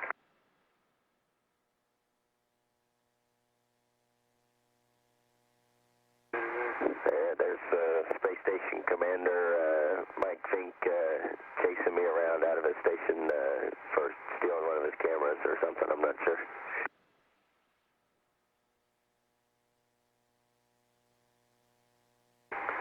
Again, the latest addition to Expedition 18, Koichi Wakata. We hate to see him go, but we know he's going to be doing some good work for Expedition 18. He was a good crew member for STS-119, and we appreciate all the hard work he put into this mission for us.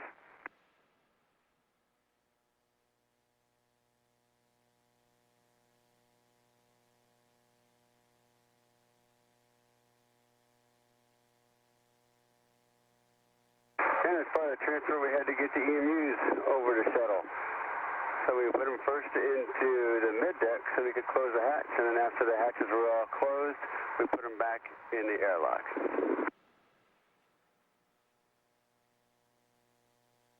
That's where we kept Joe for a while. He was being a little ornery this morning.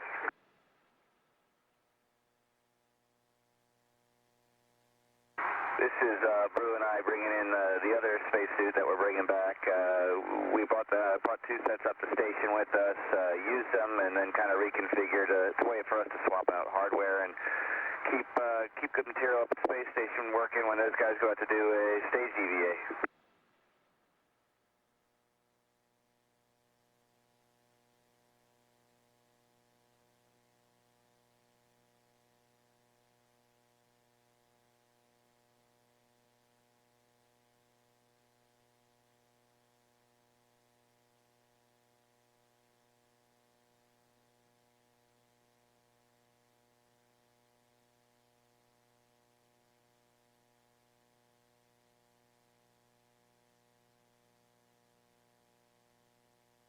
And for the folks on the station, one of the big gremlins of the stowage business is foam. And it accumulates, so whether it be big chunks or just bubble wrapped Ziplocs and stuff like that. So we took 2 stuffed Jettison stowage bags of foam home with us. And for that, we were extremely grateful.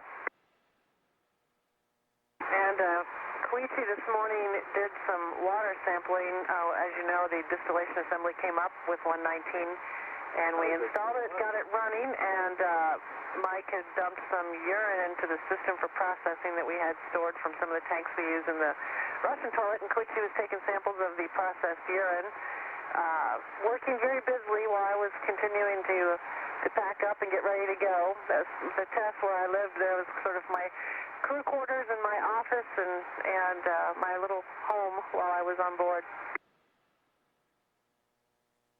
And then Mike and I also, while Koichi was doing the water samples, we're transferring some of the science samples that we had in the minus 80-degree freezer to the double cold bags with some ice packs where they'll stay while they're here on the shuttle.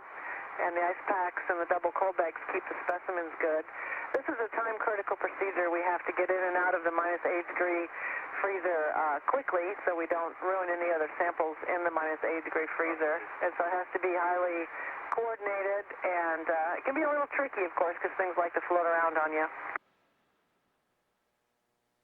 And the minus 80-degree freezer's in the GEM, the Japanese module, where Swanee is showing us his wonderful flying tricks.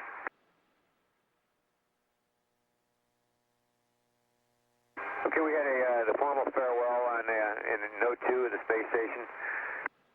We had a chance to just basically tell each other how it was a good mission to work together. And let me rephrase that. It was stumbling on my words here a little bit, long day, but Spanky was appreciative for us bringing up the S6 truss. We were appreciative for all the good work that the Expedition 18 crew did for us in being ready to accept us, and also to prepare us for the EVAs. They got us in and out the door for 3 EVAs, and that was very, very excellent work on their part.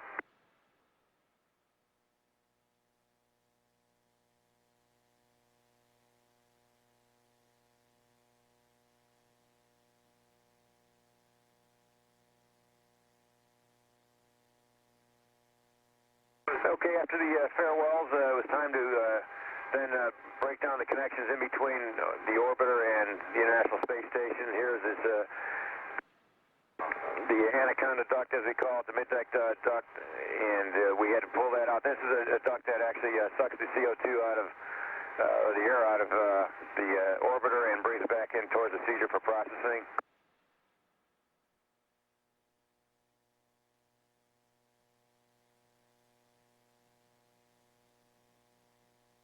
Well, we're getting set up here to close the ODS hatch. Of course, there are 3 hatches that have to be closed. Working from the shuttle outward, it's the ODS hatch, the APAS hatch, androgynous peripheral attach system, that's APAS, and then the Node 2 forward hatch between the Node 2 and the PMA. And here's the station guys with Mike with a very manly wrench working to attach the docking target standoff cross to the hatch of the PMA, the APAS hatch. And here we are saying our final goodbyes through the hatch. And you can see the docking lights there that we've just set up as well.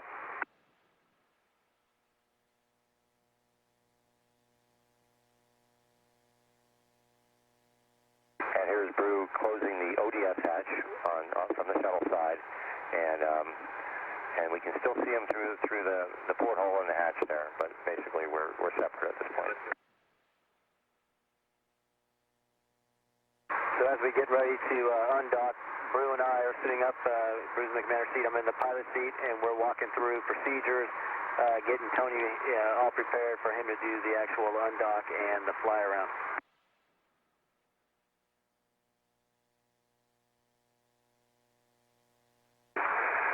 Ricky and we were working, we're working on the APDS system, which is the docking system, getting ready for the undocking. And Ricky has a big job of actually pushing the undocking button, which starts the whole process for undocking. And he did it quite well today.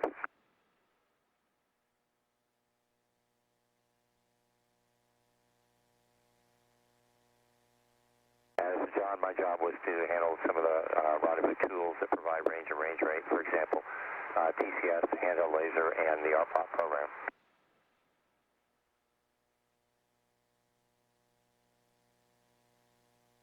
So the busy cockpit as it is for the rendezvous, and as you saw, myself and Joe up in the front seats, Ricky and Swanee working the APDS, John working the RPOP, and then last but certainly not least, Tony will be appearing in the F-flight deck to be flying the undocking and fly around. Picture of the APDS panel.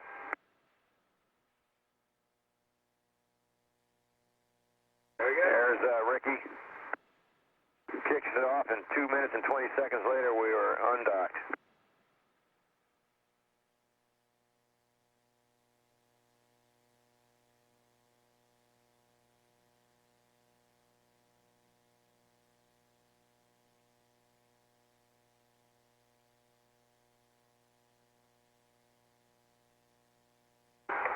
not sure if you're watching all 2 minutes and 20 seconds of this.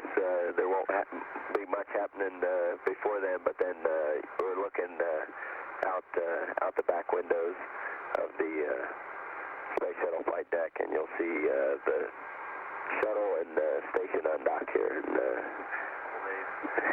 a while.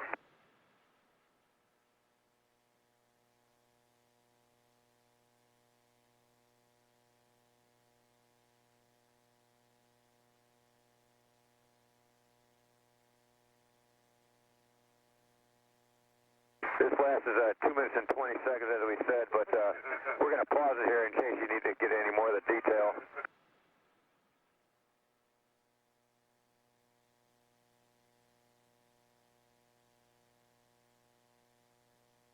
Okay, there we go. That 2 minutes went by real fast. So now you can see the shuttle separating from the station. Couple of buttons to push just as it happens, and then right from there we start the flying. The camera views during training are just great, but when you're doing it for real, you just can't not look out the window. It's really a sight.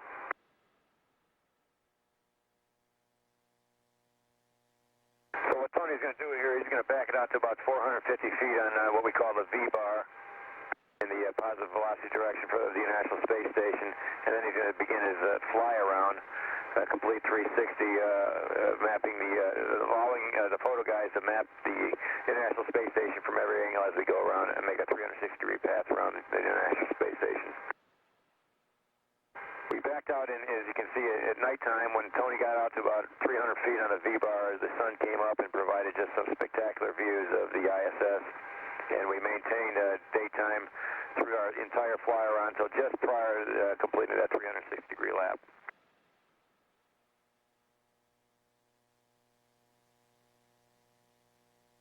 Again, after we undock, we have to do some final work to get APDS all configured at the end. You see it's very crowded on the flight deck at this time. Everybody's got a job to do, and it worked out really well. They had some great pictures, and Tony did a great job of flying around.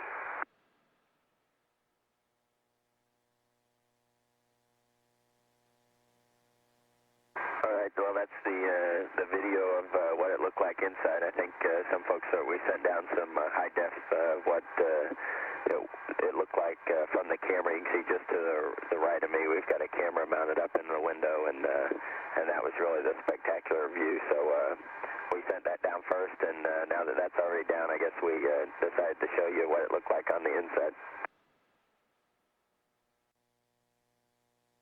And sitting up in the front seat, you don't have the best view the whole time, but we are working through those procedures, and every now and then these guys would be nice enough to clear a path and allow us to go and get a view like this, and it was really quite spectacular. This is the way we'll close it out. We know you saw some of the HD downlink that we already sent down, but we'll just let this picture say it all right here. And Swanee wants to emphasize that it is symmetric again. Well, that's it for Flight Day 11, and hopefully you enjoyed some of those. You can disagree with some of the other commentary, though. But we enjoyed putting it together. It's been a long day. We got some great help again, and we appreciate the ground support as always. So with that, we'll say goodnight unless you have some more updates for our pre-sleep. No, Brew, that was another fabulous downlink. Space Station after an 8-day mission. Astronauts completed the installation of new solar panels, giving the station full power capacity for the first time. The Japanese astronaut Koichi Wakatu, who flew into space on board Discovery, will remain on the space station for about 3 months. Discovery ist auf dem Weg zurück zur Erde. Nach 13 Tagen Aufenthalt dockte das Shuttle am Abend ohne Probleme von der internationalen Raumstation ISS ab. Die 7-köpfige Besatzung soll am Samstag in Florida landen. Bei ihrer Mission hatten die Discovery-Astronauten 3 Außeneinsätze absolviert. Hat nach ihrem 8-tägigen Aufenthalt auf der internationalen Raumstation ISS den Rückflug zur Erde angetreten. An Bord haben die Astronauten Forschungsergebnisse der vergangenen 5 Monate. Die Landung ist für Samstag geplant. Die Raumfähre Discovery ist auf dem Weg zurück zur Erde. In der Nacht dockte das Shuttle nach 13 Tagen im All von der Raumstation ISS ab und machte sich vor dem spektakulären Panorama der Erdkugel auf den Heimweg. Die 7 Astronauten werden am Samstag in Florida zurückerwartet. Die Besatzung der ISS bleibt aber nicht lange allein. Schon heute startet von Russland aus eine Raumkapsel Richtung ISS. Mit dabei der US-Millionär Charles Simonyi. Er ist der erste Weltraumtourist, der die Station zum 2. Mal besucht. Die Raumfähre Discovery ist auf dem Weg zurück zur Erde. In der Nacht dockte das Shuttle mit den 7 Astronauten nach 13 Tagen Besuch von der ISS ab. Die Langzeitbesatzung dort bleibt aber nicht lange allein. Kurz vor 1 Uhr heute Mittag startete eine neue Crew von Kasachstan aus mit dem Sojus-Raumschiff Richtung Raumstation. Mit an Bord ist auch der US-Millionär Charles Simonyi. Er ist der erste Weltraumtourist, der die Station zum 2. Mal besucht.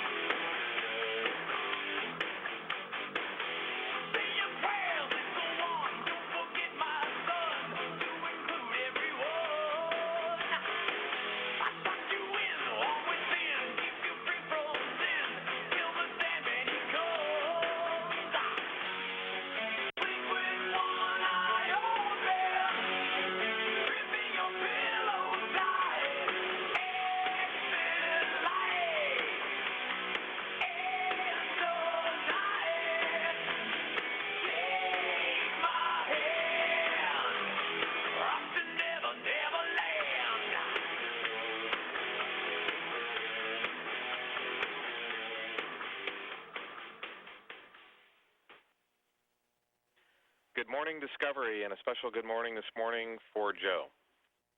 Hey, good morning, Houston. I'd like to thank my sister Cindy for helping me pick out that song, and we're looking forward to getting our late inspection done today.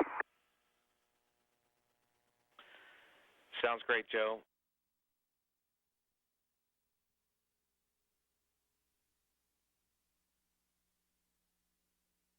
Pilot Tony Antonelli, joined by Joe Acaba, are putting the first steps in place to unberth the orbiter boom from its stowed position and begin the right wing surveys.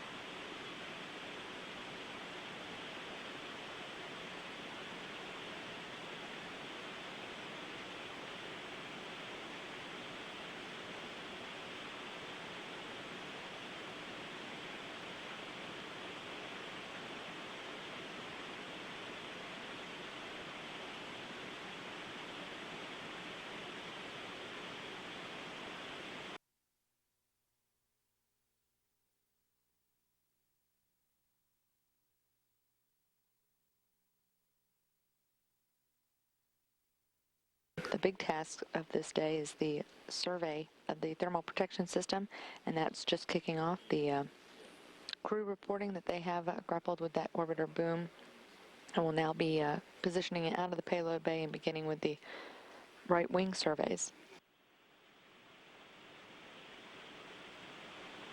This is a view of the orbiter, again just making its way in front of the International Space Station at last report about 72 miles ahead of the orbiting complex, which it undocked with yesterday.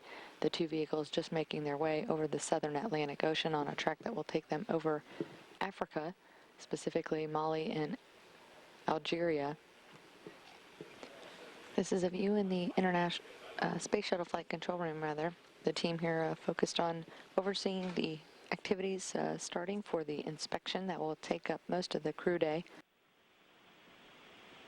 Crews in their early part of their crew day, having woken up at 5:14 a.m. Central Time, and as you can see, are underway, proceeding with the activities of positioning the robotic arm and the extension on that to start the survey activities.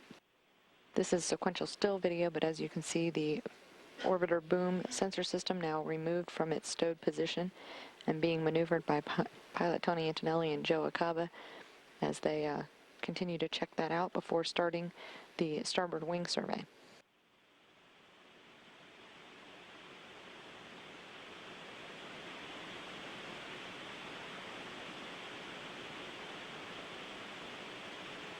Houston, Discovery in step 4 of LDRI ITVC activation, checking that you've commanded the sync config. Discovery, Houston, for Tony, we have commanded sync.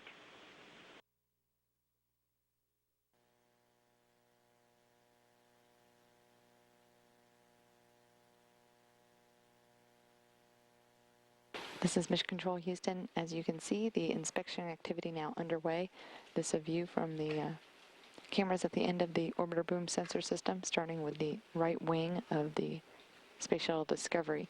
This will continue for about an hour before they switch over to the nose cap area. This inspection is being done by pilot Tony Antonelli and mission specialist Joe Acaba and John Phillips. The inspection is the main task for the day. This right wing survey will take about an hour, the nose cap a little less than an hour, and after a midday meal for the entire crew, they'll resume with the port or left wing survey. Steve Swanson will join pilot Tony Antonelli for that task before they berth the orbiter boom back in its stowed position. Other tasks included the preparation and stowage of the spacesuits for their return to Earth, and that's already been completed by Swanson and Ricky Arnold. Otherwise, it's exercise for all of the crew members today, including 2 sessions for Sandy Magnus, who's returning after 130 days in space.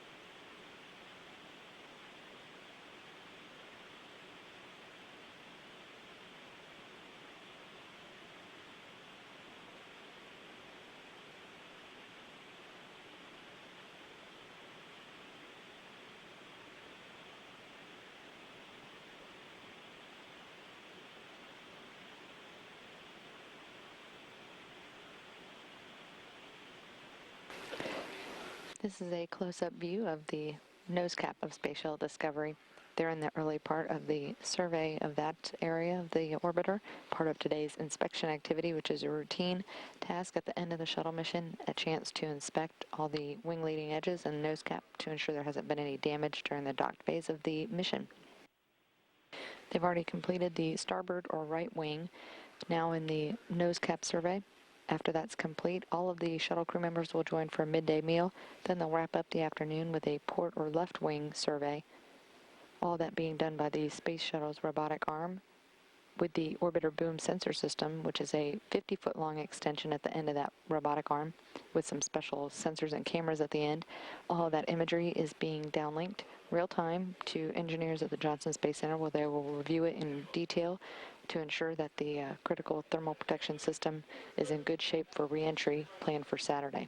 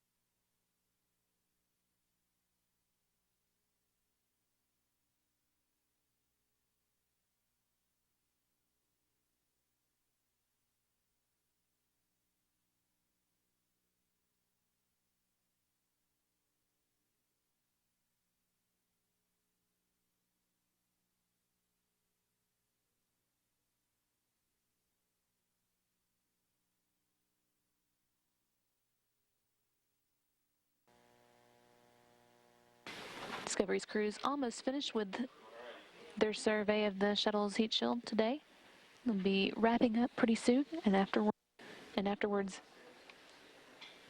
putting the orbiter boom sensor system up and powering down the shuttle's robotic arm.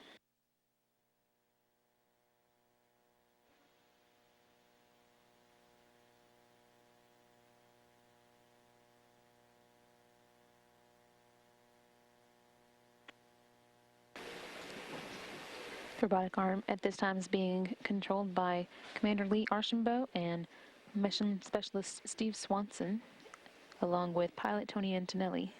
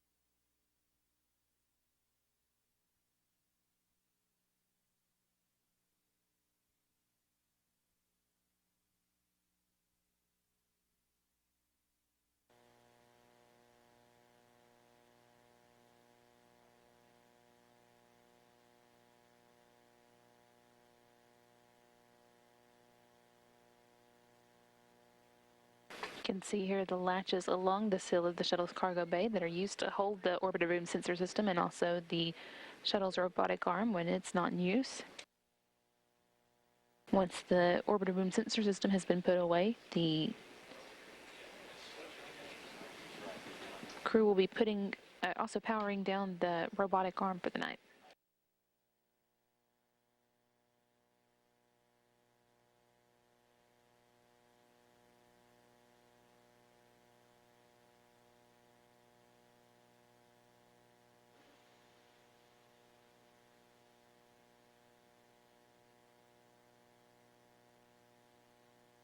Space Shuttle crew is just about done berthing the orbiter boom sensor system, getting ready to let go of it with the shuttle's robotic arm, and will then be powering that robotic arm down for the night. It's a view from cameras on the robotic arm of the target used to berth the sensor system. That again is a 50-foot long boom extension that attaches to the robotic arm to give the robotic arm the reach to get a good look at the shuttle's wing leading edges and nose cap for the flight day 3 and final inspections of the shuttle's thermal control system.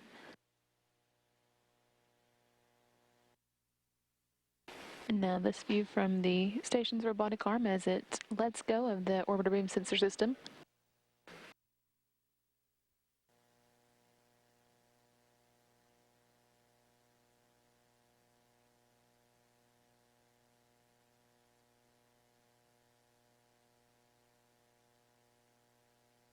View here of the shuttle's orbiter boom sensor system used in today's late inspection of the shuttle's heat shield. You can see the power data grapple fixture that was used for the shuttle's robotic arm to grip onto it. The robotic arm's now in its latches on the parallel side of the Space Shuttle's cargo bay.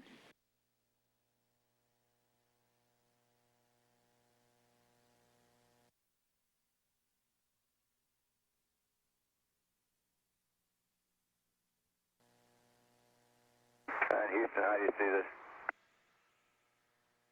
Looking good.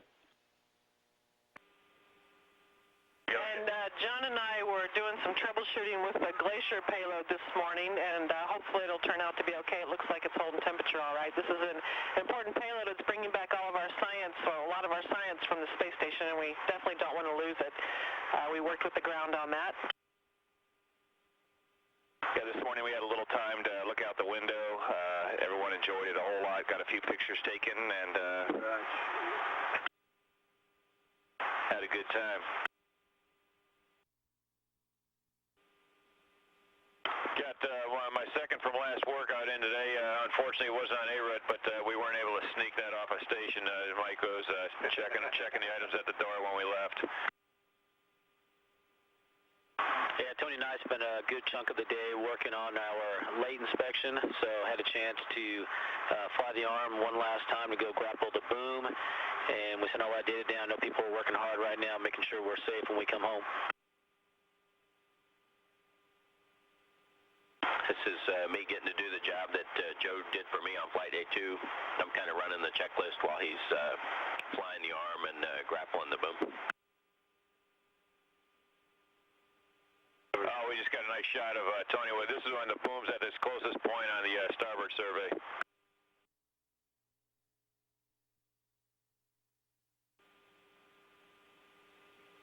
And while those guys are working hard, I was taking a little rest.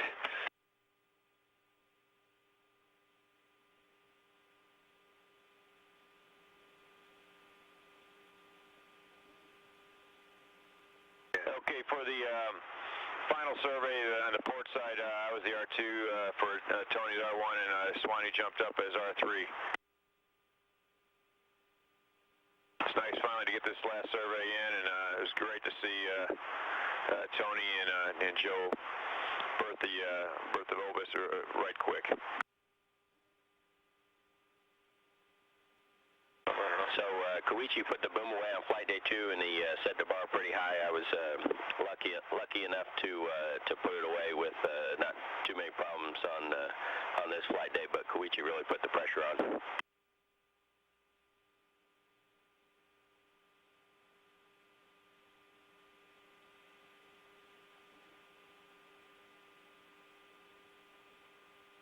Yeah, this is John. We're starting to talk about deorbit prep, and of course the timeline starts kind of slow and then compresses as you go, and there's not a lot of room for error at the end, so we got to think ahead about the daisy chain and moving stuff with the ergometer and seats and big bags and that sort of thing.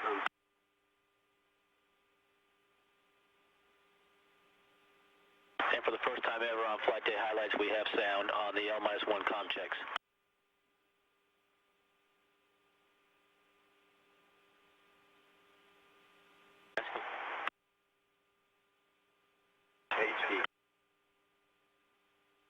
Houston, not sure. Are you getting any sound down there out of this?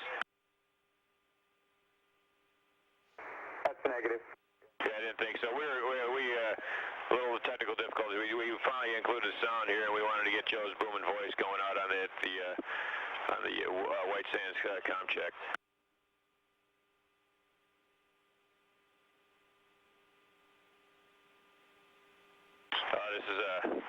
This is painfully slow here, even with or without sound. So Joe actually had the camera up here on a bogan arm to himself for about 2 minutes.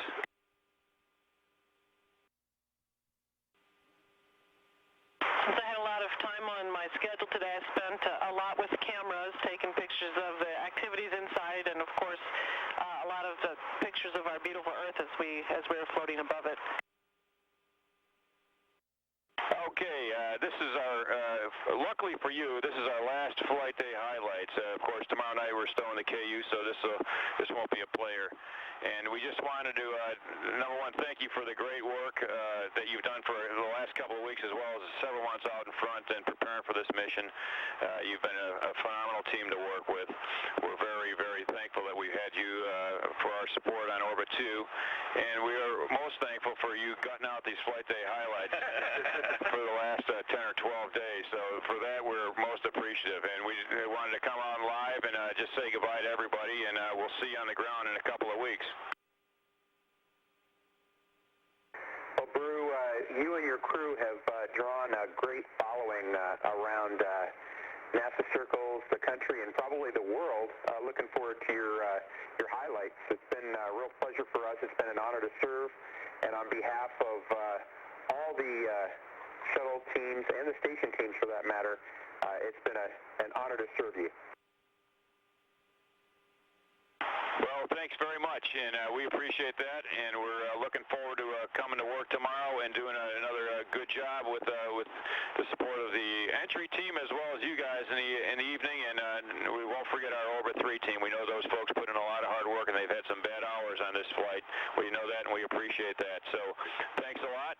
We'll have a good night to yourselves. We're going to knock it off here in a little bit and be ready for our entry -1 day, and looking forward to getting to work again tomorrow morning. So with that, we're going to say good night.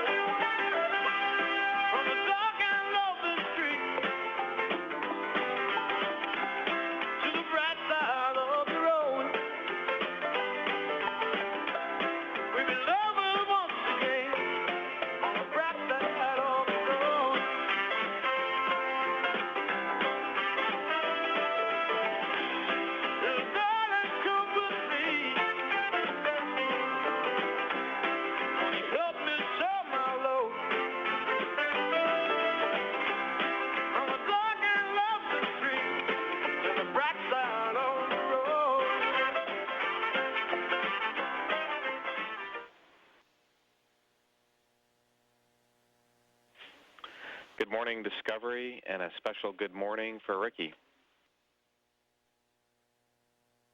Good morning, Houston, and thanks, Eloise, Carrie, and Jesse for the song, and we'll be seeing you soon.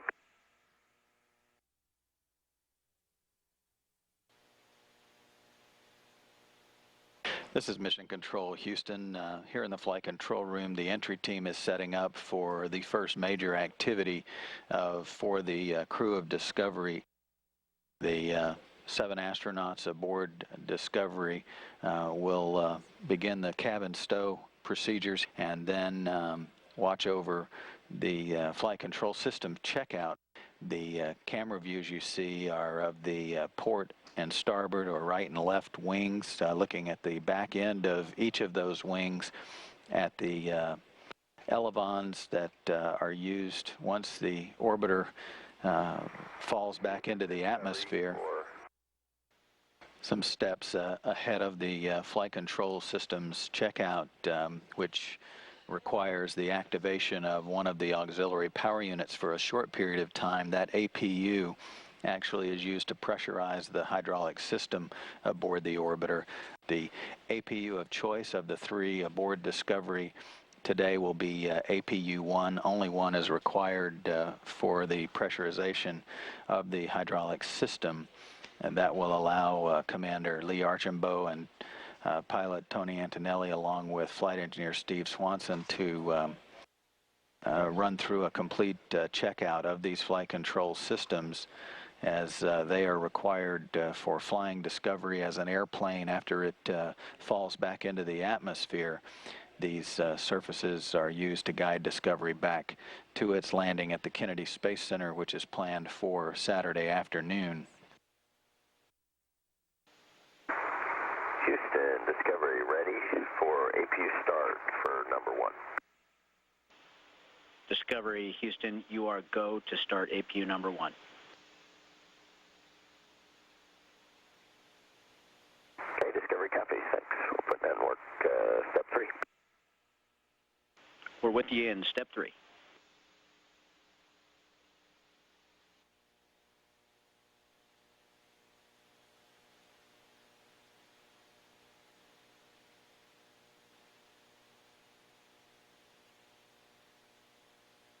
And the flight control system checkout is underway, as evidenced by the surface drive of both the left and right inboard and outboard elevons.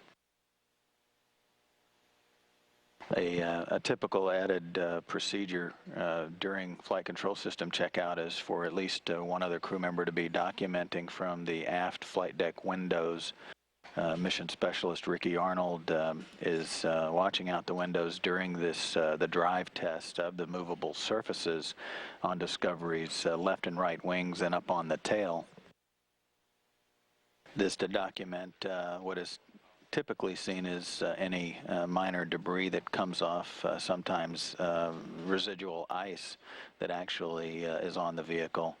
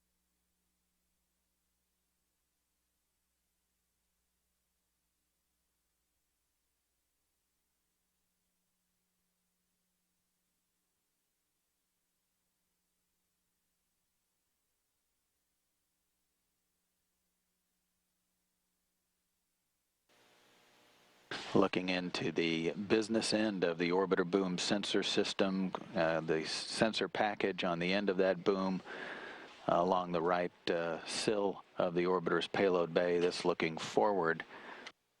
That boom has completed its job for the mission as it was tasked to inspect the orbiter's thermal protection system, specifically the wing leading edge reinforced carbon-carbon panels and the nose cap, to ensure the health of Discovery's thermal protection system for the return trip home on Saturday. Also, a welcome sight, an empty payload bay with the shuttle's robotic arm along the left side, used to assist with the extraction and installation of the S6 truss element to the International Space Station. That truss, combined with the last pair of U.S. solar arrays, now a permanent fixture on the International Space Station.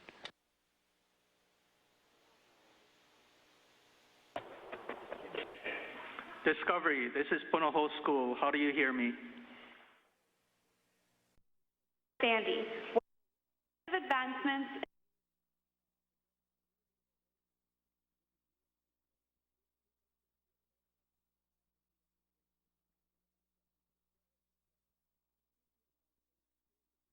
And he asked us to send his regards along and to say aloha.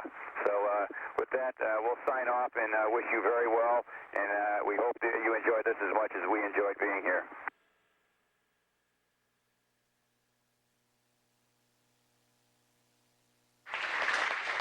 And just entering the room, the Shelton family, Mark, Terry, and Mackenzie Shelton. And they have sent flowers to the Mission Control Center every year for 21 years, and STS-119 marks the 100th mission that they have recognized the contributions of members of the flight control team and the entire NASA family in support of flights.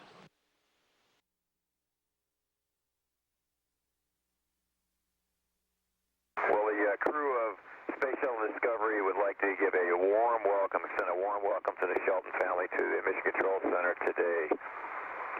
We really appreciate everything you've done to support our space program certainly over the last 100 missions. You know, our space program is built around the solid support of the United States public, and no family embodies that support more than the Shelton family. It's very much the Mission Control Center as well as all crews that see your support in the form of the roses that show up every mission without fail. We really appreciate that. It's a special time to see those roses, and we know that it gives not only the crews but the flight directors and his team and backroom teams much support. We appreciate the support that you've shown for our mission in particular. We understand this is the 100th mission since you started that, and that's very special to us. So welcome to the crew of STS-119.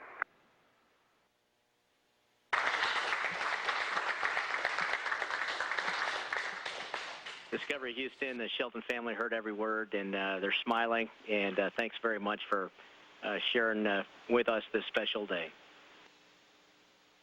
It's very much our pleasure and honor, and again, a warm welcome, and please give them a handshake on behalf of the entire crew. Yes, sir, will do.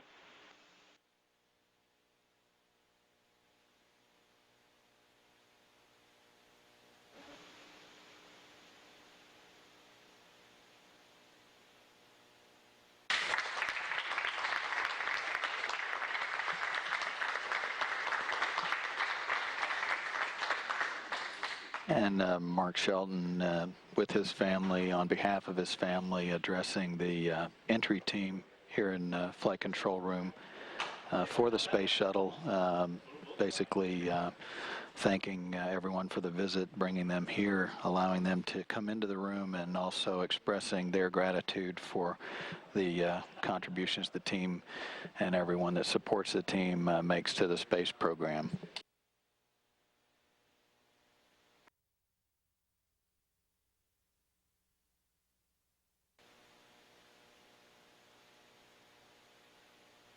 And Flight Director Richard Jones also presenting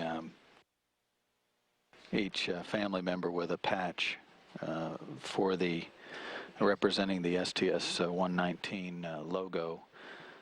Traditionally, the flight directors give all of the flight controllers patch for the mission as well, and